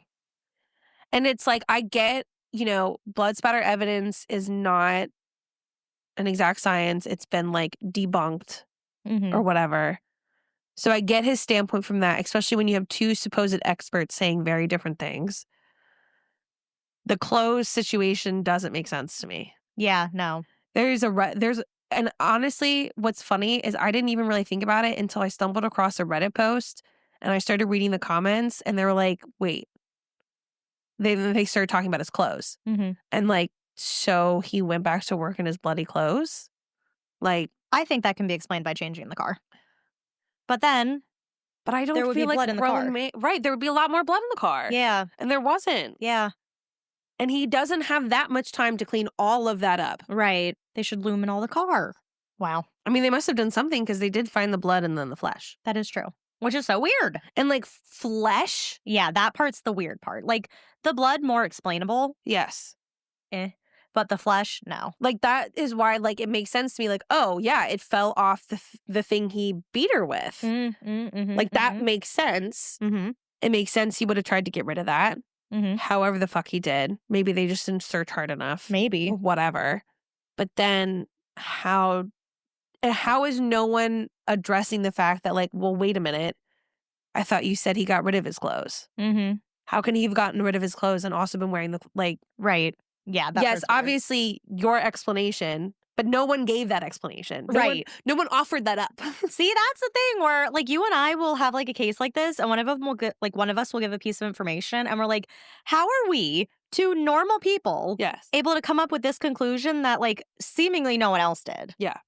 And like supposedly they looked into other things like burglary and like anti-abortion stuff, but they arrested him same day. Wow. So I'm like, you say you looked into this other stuff. And I know spouse. I mean, maybe they arrested him and then looked into other stuff and couldn't find anything against him. Yeah. Like, anything that would prove away from him. I also thought it was interesting that like he was the one that called her a lot. Mhm. And that she maintained that there was no affair. And so what made me think is that he was the one who was kind of obsessive. Could be. And like she was like, well, he's helping me out. He's, I'm whatever. just gonna, like, humor it. Right. But like not really actually interested. Yeah. So that's kind of how I feel like that vibe was. It could be. I mean, that makes complete sense. Where were we?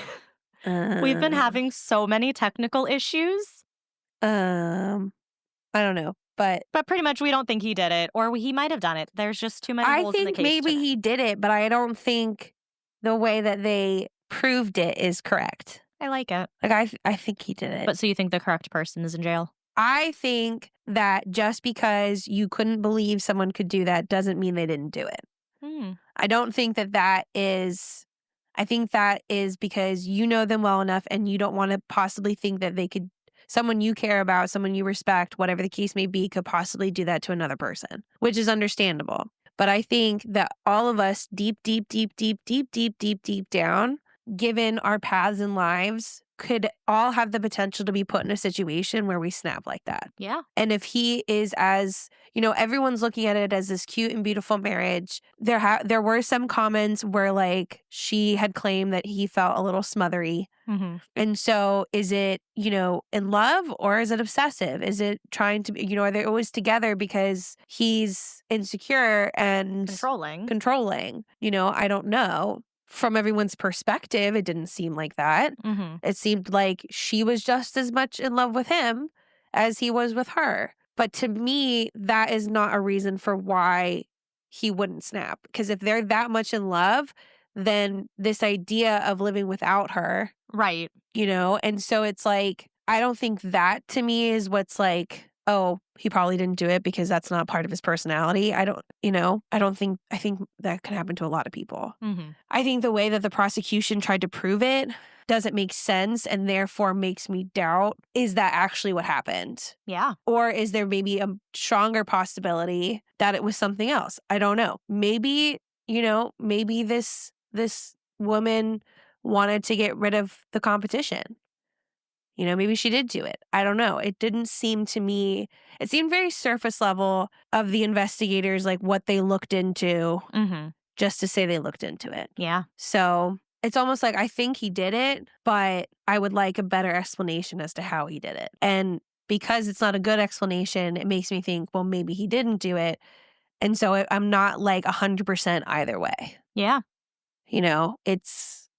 I think everyone's reasoning for everything, his and the other side, are all bullshit. Everybody's reasoning for why it couldn't have happened or why it did happen, all are dumb and don't make any sense. And that's my final take. In conclusion, that's my final take. Well, nice job figuring this case out. I don't think I did. In a way that you could put it on paper and talk about it in this atmosphere. Yeah, I think just like the biggest thing was like the fact that like the expert witness for the defense, which in his defense, he can't lie on the stand. Right. And supposedly, obviously there's going to be conspiracy theories that like, oh, well, he is, buddy with the prosecutor. And so whatever. And he was like, no, I told the defense team exactly what I found. And they, went to risk it for the biscuit and put him up on the stand. Yeah. And so, the prosecutor was like, well, I know this guy well enough to know that he's thorough. Mm-hmm. So he's going to ask him the question. Yeah. Worst, best he can say is yes. Right. If he says no, he says no. Yeah. I think if he had said no, that the jury, I think it would have been a hung jury. Oh, maybe, honestly. Mm-hmm. But him saying that so definitively. Yeah. You convinced him. Right. Wow. Well, nicely done. So, nice coverage. Thanks. That is John and Susan Hamilton. What spooky love tea you pouring, Lauren? So I'm just going to give a trigger warning up at the top, but I'm not going to say what the trigger warning is yet. But just know Valentine's Day-y stuff. Okay. Wait. What? I'm not going to give the trigger warning for what it is. Just know that there is a trigger warning throughout this episode. Why don't you want to give the trigger? Because I don't give it away. Okay, I'm assuming like domestic violence, assault. Yeah. Yeah. Okay. Yeah. Well, just ruin the whole thing. Okay. Yeah, that's okay. Valentine's Day is usually filled with love in the air. Fancy dinners, cards, flowers. It typically isn't filled with a frantic call to 911. Same. That's what mine was. It was Valentine's Day in 2007 when Stephen Grant called the Macomb County Sheriff's Office in Mount Clemens, Michigan to report that his wife, Tara Lynn Grant, had been missing for 5 days. He further went 5 on. days. He further went on to explain that there had been times in the past where his 54-year-old wife had left home for days at a time, which is why he didn't immediately report her missing. I Seeing thought her, my guy sounded suspicious. just you wait. He said that he had last seen her on the evening of February 9th. He had overheard Tara talking on the phone with someone where she said, "I'll meet you at the end of the driveway." He then saw Tara do just that. She walked to the end of their driveway where she got into a dark-colored car. He then saw the car drive off, and that is the last time he had seen his wife. What? So who was Tara? Tara Destrompe, maiden name, was born in Michigan in 1972. Stephen Grant and Tara met when she was a student at Michigan State University. So I go between calling him Stephen and Grant. Mhm. So either one, that's going to be his name. It's either going to be Stephen or Grant. Because his last name is Grant. Yes. Yeah. Throughout the story. So his Okay. name's Stephen Grant. Yeah. I refer to him. 2 first names.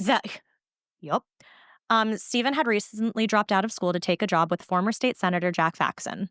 What's with even senators? I don't know. The two had remained platonic friends for a few months after their initial meeting. Stephen eventually asked her out, but she turned him down, saying that she kind of had a boyfriend up north. He didn't like the answer, the kind of part, but he respected the answer and the two remained friends. Then later that year, Tara's grandmother passed away, so she flew back to her hometown of Escanaba for the funeral. Before the service started, Tara's family got a surprise visitor, Stephen Grant. Oh. He felt it was the right thing to do to pay his respects to her grandmother. So taking all day, he drove up to Escanaba. And I looked it up. It's just under a 6-hour drive.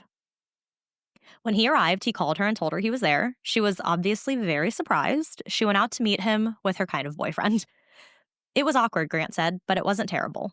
That night, Grant joined the family for dinner, but felt very out of place. So after dinner... Yeah. I know. You are literally uninvited. I know. Like, what the fuck? Yeah. Ew. So after dinner, he drove back to Lansing, another about 6-hour drive. The next day, though, Tara called Grant and told him that she was in love with him. Okay.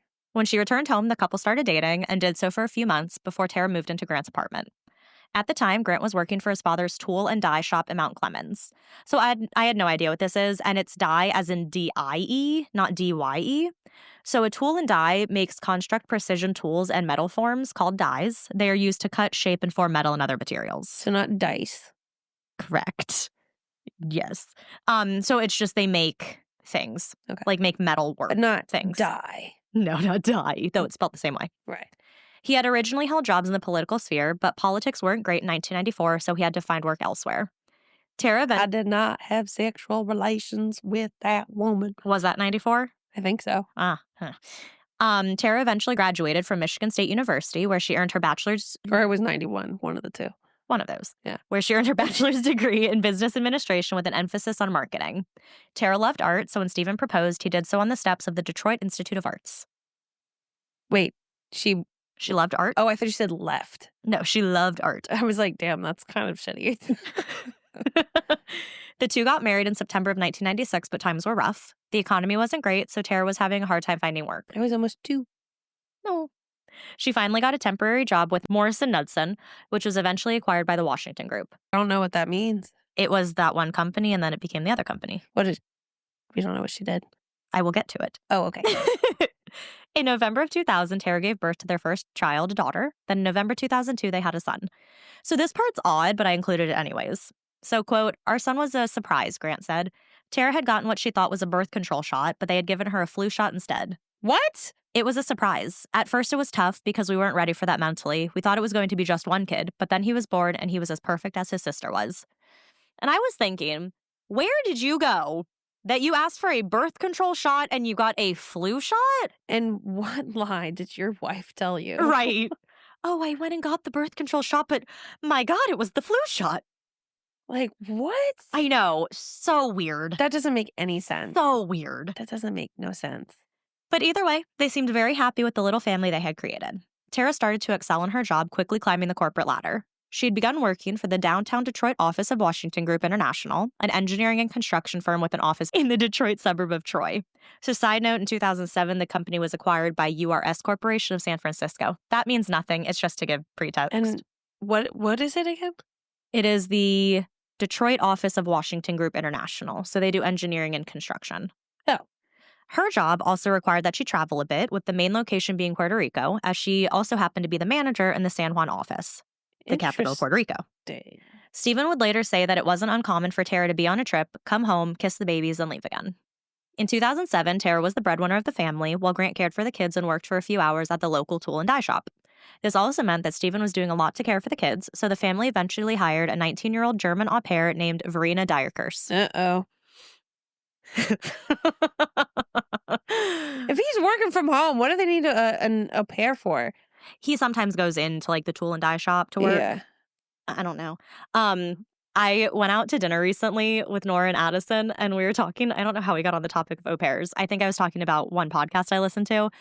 And in the podcast, one person was like, oh, yeah, au pairs have to there's a clause in some of their things now where you're not allowed to be at home with a husband alone. That's crazy. Isn't it? But as I was telling him this, it was like some drama I was telling him. There was a server who was standing near us pretending to be on his phone. And I kept seeing looking up and glancing at us and making these looks. Because my story that I was telling was juicy. Okay.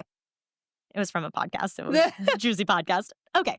So we're back to Grant now. Okay. So he made many media appearances to talk about his missing wife because she left. He hadn't seen her. And we haven't gotten an explanation for why he waited 5 days, except for that she's sometimes gone for a while. Yep. Okay. With tears in his eyes, he would talk about wanting her to come home, that her kids missed her, and that he and her family were worried about her. Just after Grant had reported Tara missing, he was stopped by police on February 16th and arrested for driving with a suspended license. In one of the many media appearances he made, he spoke about this and accused police of using the traffic arrest as an excuse to take him into custody to further question him about Tara's disappearance. Police denied the accusation.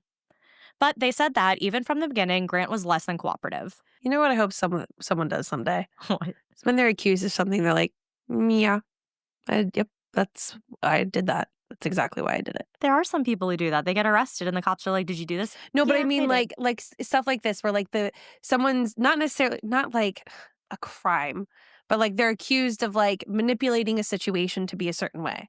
Like what you just said about the police. Oh, like the police. Yeah. Oh, so they're like, oh, yeah, that's what we did. Right. Or when there's celebrity drama and someone's accused of, stealing song stuff because they're getting sued or whatever the fuck it may be. I just, I would just find it so refreshing for once for someone to, not that it wouldn't make them less of a jackass, but just be like, yeah, you're right. I did do that.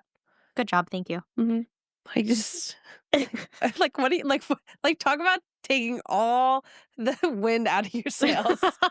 You're right, you're pumped, you're fired up, and they're just like, yes. Well, it was like that one time when you told me that you wanted to date someone who I'm close to. And I said, oh, I already know. And you, no. I have prepared a whole speech. Please let me say it. I was so pissed. Oh, I was ready. And okay, Mackenzie, tell me what you wanted to tell me. That's exactly what that felt like. That's exactly 100% what that felt like. It was so funny. Okay, so. You did what? So he's being less than cooperative. He refused to answer questions, but did agree that he would take a polygraph, only if it was administered by someone other than the police. Okay. That polygraph never happened. Okay. The police obviously also began an investigation into finding Tara. From what Grant said, she left the house on February 9th around 11:15 p.m. See, okay. Can we pause for 2 seconds? Because even though he said she sometimes is gone for a while and obviously she travels, okay. But the way she left, where she just got into someone's car and then was gone for 5 days, you're saying that that's normal? Right. That's fucking nuts. That is nuts.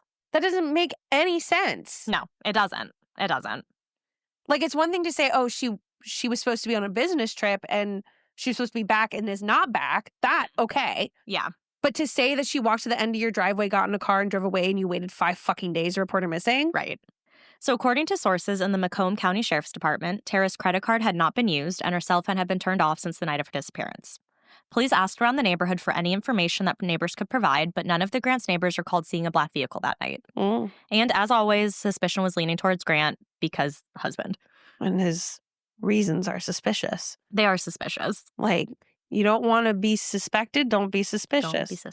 Don't be suspicious. So like I mentioned, Grant was interviewed many times about the disappearance of Tara, his wife.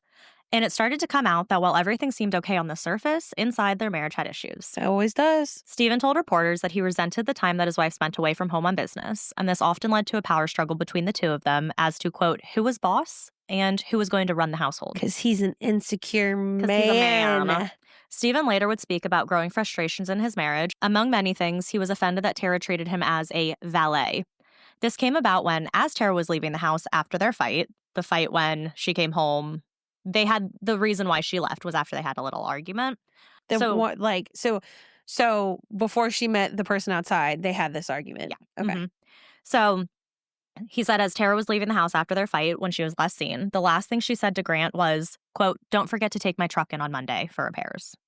He said to him, these words showed him that Tara only saw him as a valet, and she assumed that he would just take care of the car. If you're the one home. I know. He also went on to say that she was a bad mother because she didn't spend enough time with her 2 children, her 6-year-old daughter and 4-year-old son. In a later interview, he said, quote, "I was a better mom than Tara was. There's no other way to put it. I was the mom in the house. She was gone all the time. If the kids needed someone to take them to swimming or school or soccer practice, I took them." And what's annoying is, like, why does that automatically be, like, why does that have to be the mom's job? Yeah, if the roles you were can reversed. still be a good dad and do all these things. Yet if the roles were reversed and he was the one that was constantly out of town, he wouldn't be looked at as being a bad dad. Right. They would be like, he's just providing for the family. Correct. Yep.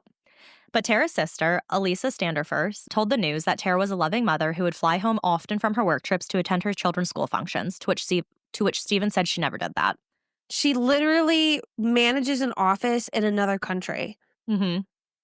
He said that she never came home for any of her children's activities. He said, quote, "To be honest, as weird as it sounds for me to say this, I was the perfect mom, not Tara." He spoke. Or you can just say you were a good dad. Yeah, you were a good dad. You don't have to. He's defining the roles as what he's doing that the mom should be doing. But we're also in the 90s. I thought we were early 2000s. We're like 2000. Oh, yeah. No, I know why this is happening. Yeah, I do too, but it's just like, bro, like, you're being a you dad. should be doing this as a dad too. Yes. It's not the mom's job to do this. You're the dad. Right. Like, let's stop giving people their kudos for doing what they're expected to do in the bare minimum. Yep. Like, bro. He spoke again about the night that Tara left, the last time he saw her. He said that they had finished their argument in their room. Tara left the room and headed down to the kitchen. Grant then said that he heard Tara on the phone saying, "I'll be right out."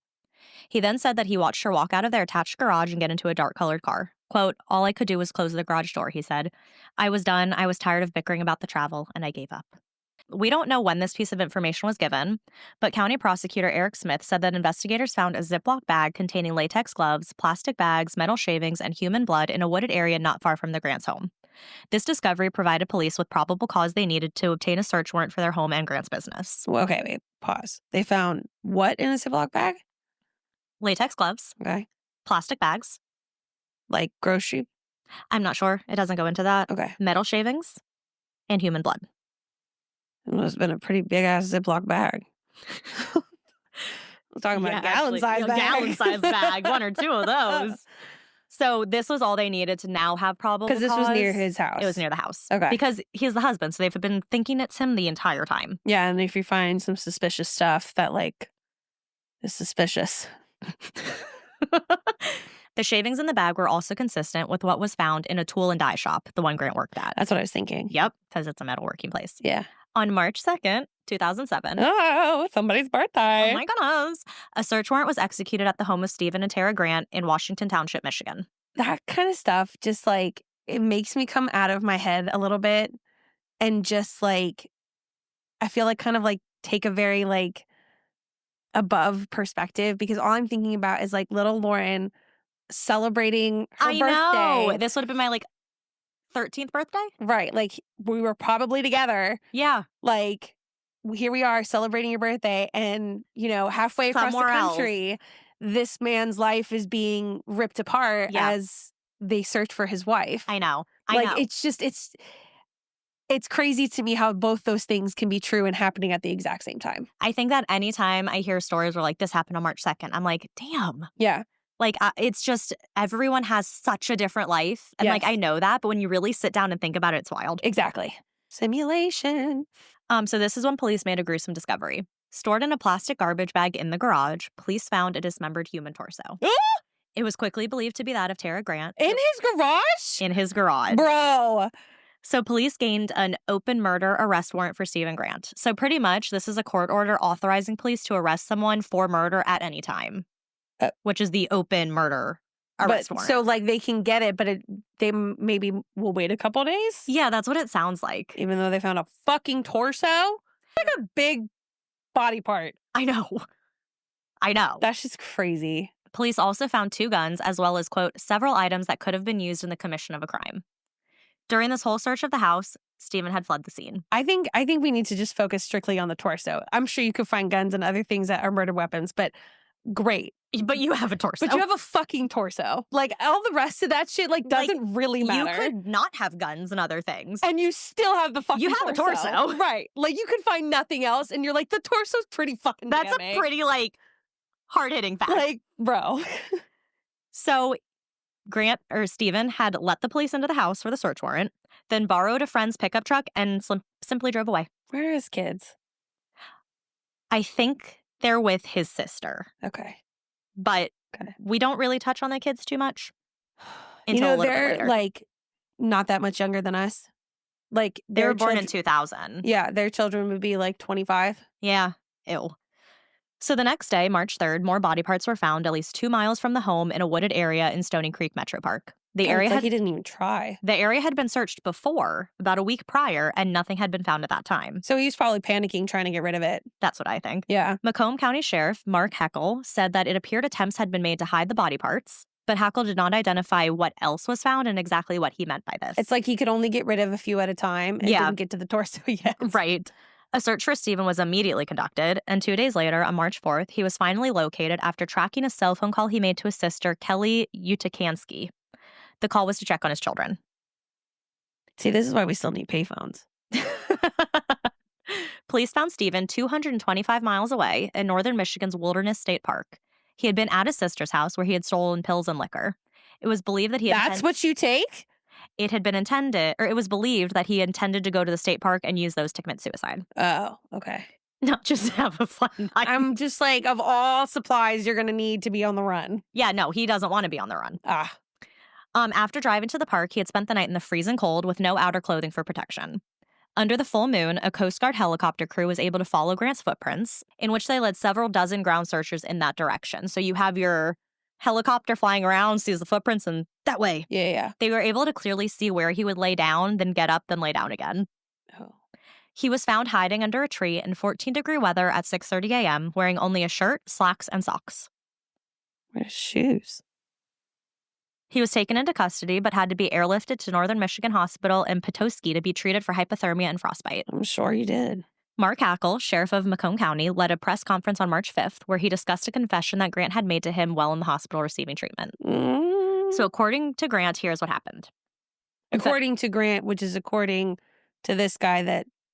So Grant gives a confession? Supposedly. Supposedly. So now Mark Hackel while in the hospital. Yes. So okay. Mark Hackel is telling us the confession. Okay.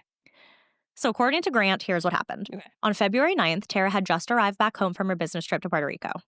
Almost right away, she told Grant that she had to leave again very soon, and she was going to head back a day earlier than she had originally planned. This caused an argument. Grant was mad that she was not only going back to Puerto Rico so soon, but was planning on going back a day earlier. He also accused her of spending too much time with one of her coworkers. A man? Oh yeah, obviously. Right.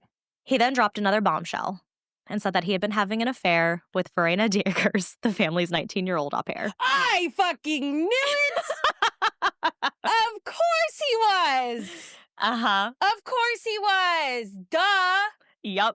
Yeah, right when I said he's au pair. He's a lonely, whiny man. At the beginning, your face was like, whoop. Like, and here's this motherfucker having the audacity to complain about this bitch and her work schedule, and he's having a fucking affair.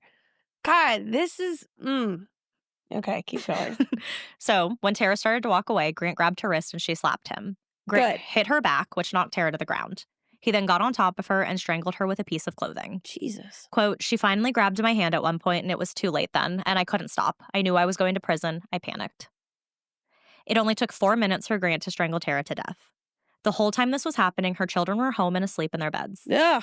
So this part is a bit more graphic. So trigger warning for graphic.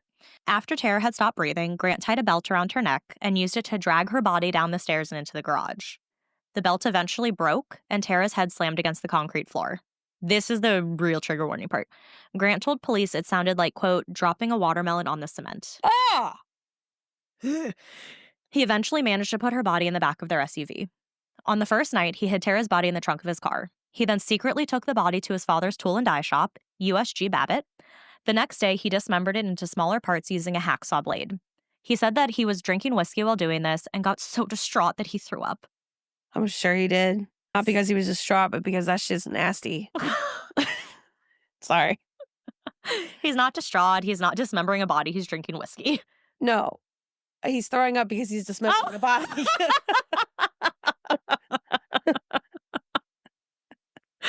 Thank God that's what you meant. Yeah.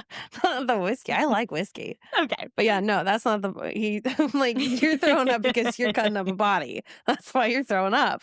According to documents, Grant said, quote, "I just told myself, look, if you don't do this, you're going to prison for the rest of your life. And I just kept cutting her." Once the body was dismembered, he took the remains to nearby Stony Creek Metro Park in Shelby Township, where he disposed of Tara's body parts by burying them in various places in the woods to avoid detection. He moved them using his children's red plastic sled. That's fucking sick.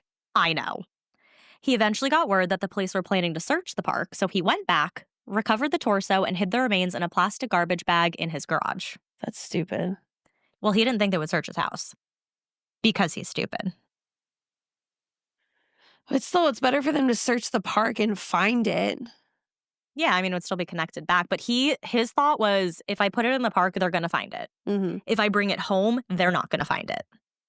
Yeah, don't bring it. Put it somewhere else. Right. Don't bring it home.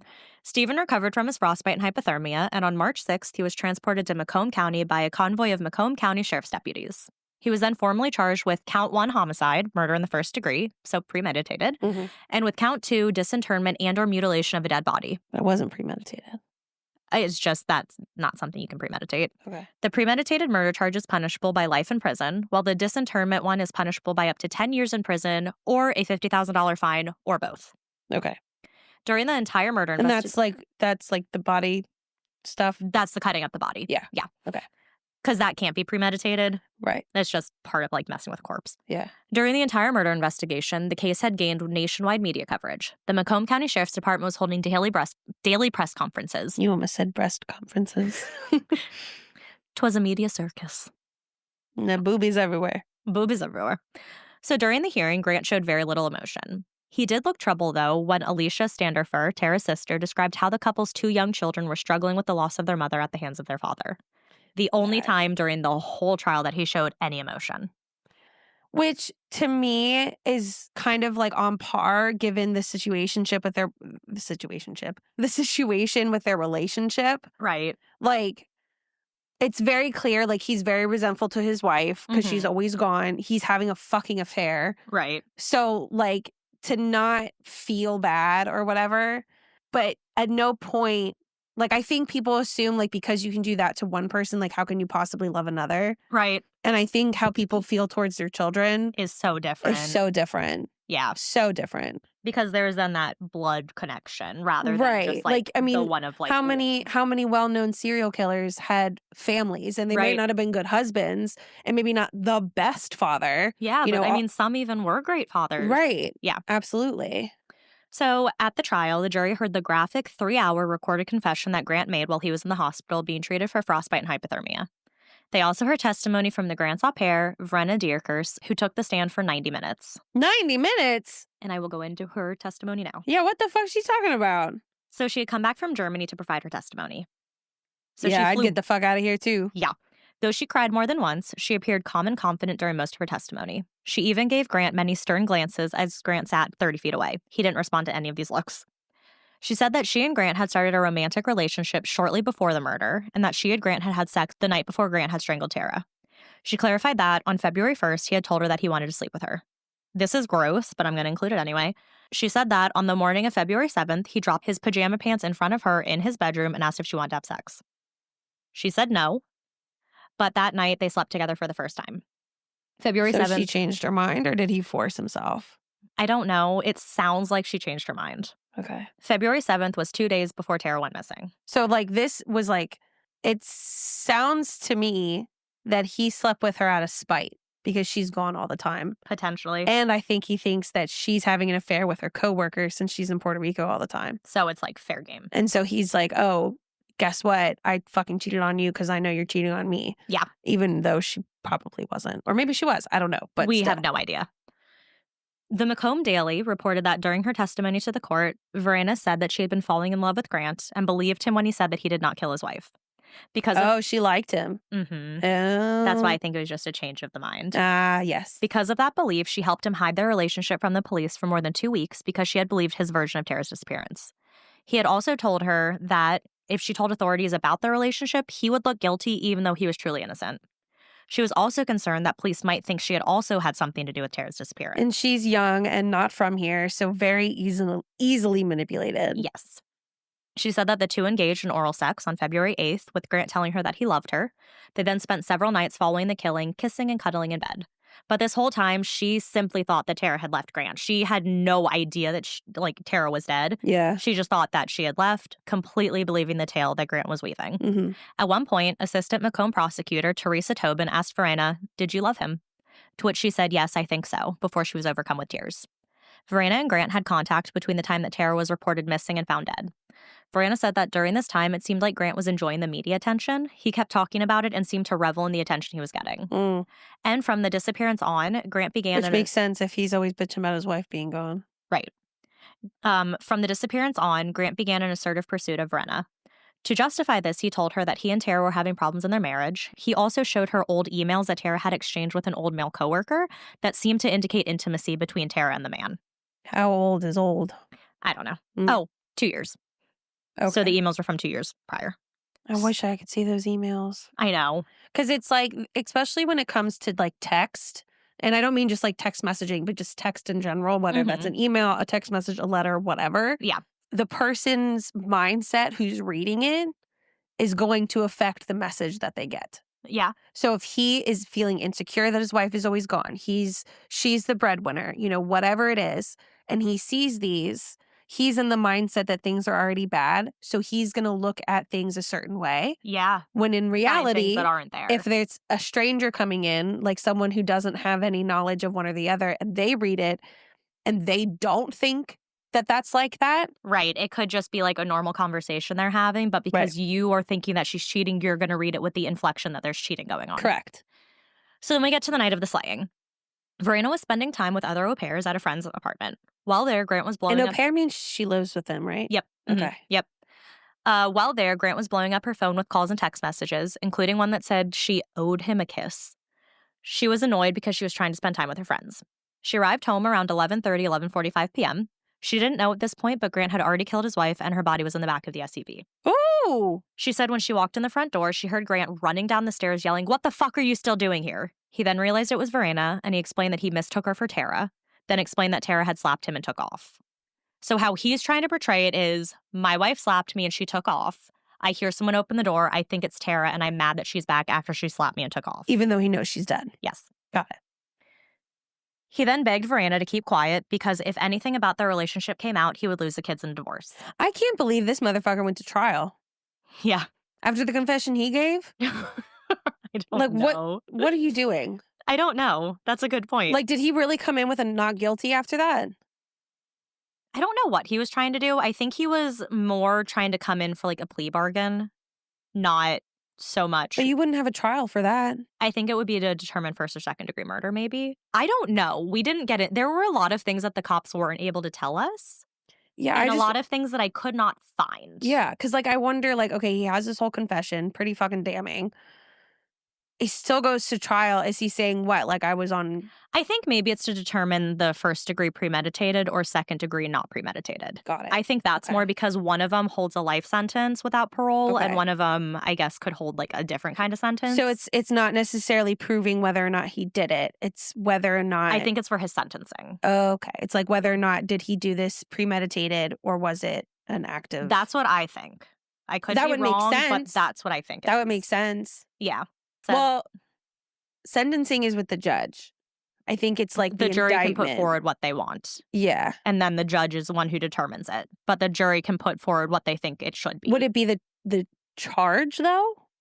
The jury can determine if it's first degree or second degree. Right. And then they can put that forward to the judge. And then the judge will do the sentencing based on what the jury has told him or her. Like the degree of the murder. Yeah, so if they're like, it's first degree murder, he gets the death penalty. The judge can be like, okay, I'll approve the death penalty. Or they can be like, it's second degree, life in prison without parole. Okay, life in prison without parole. Doesn't the judge have the ability, like, even if the jury, like, recommends Mhm. the death penalty, they can say no? Yeah. Okay. Yeah. Okay. All the knots are untied. Keep going. Verena said that night she slept in her room alone, unsure of where Grant was. Then on Saturday the 10th and Sunday the 11th, Grant asked her to watch the children for 6 hours. So this was odd because these were usually her days off. Grant told her that he really needed the help because he had errands to run at the family's machine shop in Mount Clemens. On the night of February 16th, after Grant called the police about his wife's disappearance, Verena's employment agency called her and told her to leave the house. She didn't want to, but the next day she did. She went back to Germany on February 21st. For the next 10 days, the two maintained contact by phone and secretly created email addresses to talk. Wow. Then on March 3rd at 2 a.m., Grant called her while driving to northern Michigan. And this was March 3rd was the search? Mm-hmm. Yeah. So Okay. March 2nd was the search. So this is March 3rd at 2 a.m. So he had already run away. Yep. Okay. He had already run away. Yeah. So he calls her while he's driving in northern Michigan. Mm-hmm. He finally confessed to her. He called to say goodbye because he was going to prison for the rest of his life and that it was an accident.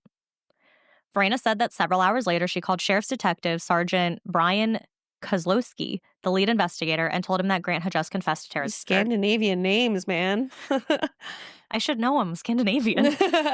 Her testimony, along with other evidence, is part of the prosecution's attempt to prove that Grant had started showing signs of premeditation 2 weeks before the February 9th murder. I see.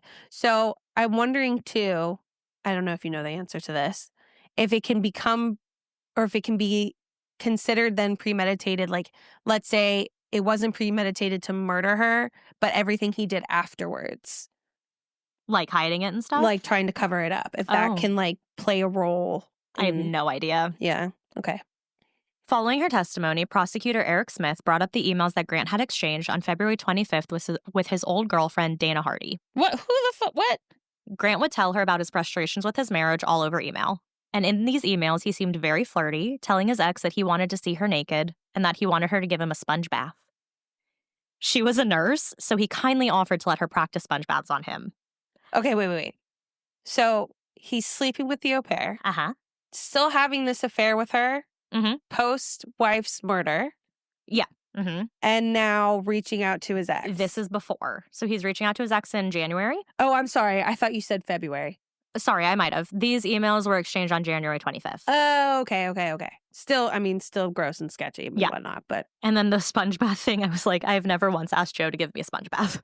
I think that's I wonder gross. if maybe that's why, like, going back to, like, the spite thing, did she, like, deny him or whatever? Like, reject him? Well, they were exes, so not really. She just, like, how I read, I didn't include this in, she just kind of, like, laughed about it. She's like, oh, ha, ha, ha. So I wonder if, like, he tries to do the spite thing, like, reaching out to her, seeing if she'll reciprocate. Mm-hmm. That doesn't work out, so then he goes for the au pair. Maybe. He also confessed to his ex that he believed his wife was having an affair with a coworker who he referred to as the old geezer. Oh. Grant also told her, quote, I don't care about being married, saying it's a no conscious thing. What? I don't know. So he doesn't care about being married. Hardy had actually provided these emails to a Detroit newspaper who then published them. Damn. She also provided them to the Macomb County Sheriff's Office. So one of the things he was talking to his au pair about down the road, he was like, I'm so upset that she posted my email. I'm sure you are. Tara's sister, Alicia Standerfer, testified. She said that Tara was the breadwinner in the family and that she wasn't the domineering person in the marriage. Because the prosecution was trying to say that Tara was like rude and kind of like controlling. And the prosecution or the defense? It said the prosecution, so maybe it's the defense said it. But they're pretty much trying to say that Tara's like the bad person in the story, and Tara's sister Alicia saying no, like she's not the domineering one in this relationship. Right. The prosecution and defense argued about whether the jury should see several photos showing Tara's remains, as well as a video of police's March 2nd search of the Grant home. 3 autopsy photos were also included. Assistant Macomb prosecutor Teresa Tobin wanted to show the photos as they showed that the murder shows organized thought, that it was premeditated and that he was covering up his crime. Mm-hmm. She said, quote, a picture speaks volumes. A picture can say things people cannot. I think they were ultimately shown. Yeah. December 21st, 2007, Stephen Grant was found guilty on the charge of murder in the second degree.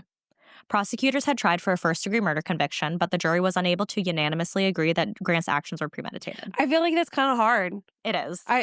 Granted, like, the covering up, like, I get, like, he was obviously unhappy, but nothing to me that he did beforehand says like, "Okay, I'm gonna kill my I'm wife." planning on it. Yeah. It's like, I'm pissed off and I'm trying to cause a stir and be Mhm. a problem, but I truly think that the argument they got into, he lost his shit and took it too far. So the defense had been seeking a sentence of 15 to 25 years, but That's so little. Grant was sentenced to 50 to 80 in the killing. Oh, good. He received 6 to 10 for mutilating the body to run concurrently with the longer sentence. So Yeah. overall, it's going to be 80 years, but he's technically serving his 2 sentences. Yeah.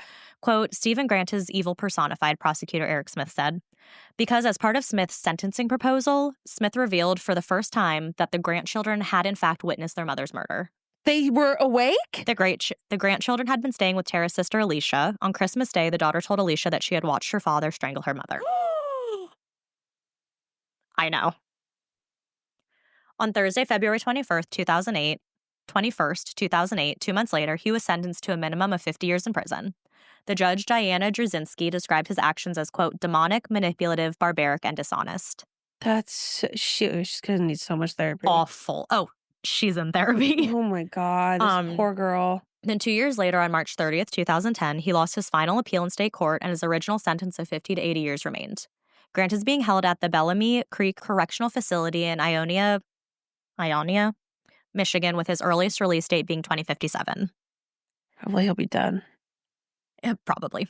So after this whole case, Dr. Paul Shaway, director of the University of Illinois Chicago's Interdisciplinary Center of Research on Violence, said that when a murder comes out of nowhere, most are preceded by a long history of violence or threatening behavior. Quote, most of the time we see a cycle of violence. The spouse is violent and then he shows remorse and there's a honeymoon period, he says. Then the tension builds up in the relationship until there's another incident and the cycle repeats itself tens or hundreds of times. And it builds and builds and builds and builds. He said that men who kill after a sudden snap are more mysterious and that this is actually a super rare event. The more rare an event, the more difficult it is as a social scientist to study and understand. So he's saying that it didn't seem like there was any violence in their relationship. So for him to get to the point where he snapped and actually killed her before just abuse. That's kind of like mine. Yes. Like there was no violence and whatnot. Exactly. Like, yes, there was obviously problems. Yes, there's problems, but there has never been physical abuse that then got worse. Like they truly death. just snapped. Yes, truly just snapped. So since Tara's death, the family has put on an annual event to raise money and awareness for victims of domestic violence. Good for them. Because, did you know, domestic violence is a leading cause of injury to women? She pretends to be shocked. I know. Lindsay and Ian, her 2 children, say that their mother would be proud. And I read a lot of their interviews. They are in therapy. Yeah. And Alicia, who they live with, Tara's sister, is saying while there's a lot of things we're working through, they are growing. And we're able to make this family work because they had 2 kids of their own. Right. So. God. The 5K walk. Children. I know. You got to wonder, I mean, maybe the boy because he was younger, but the girl having, I feel like, more solid memories of her dad, how conflicting that must be for her. I mean, maybe it's not. She doesn't want any contact with him. No, I know. And I didn't think she would, but she just seems like such a strong girl because she's I had to make my own closure.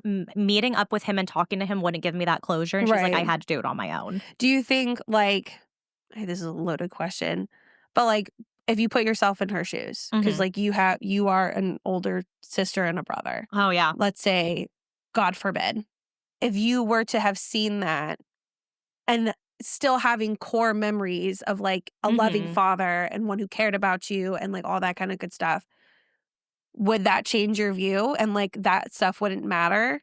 Or would you feel conflicted of but I still love this man because he's my dad? I think it would be different for her being 6 though, because you didn't have all of these great years of memories with him that you remember. You know what I mean? Dad. No, I know, but you're not really remembering things after before age 4. Yeah. So you're having 4 to 6. I know it's not a ton, but still, I just wonder if yeah, I don't know. But so the 5K walk that they do also kicks off Domestic Violence Awareness Month, which is October.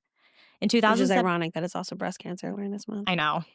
In 2017, the 10-year anniversary, which was from 2007, more than 500 people registered.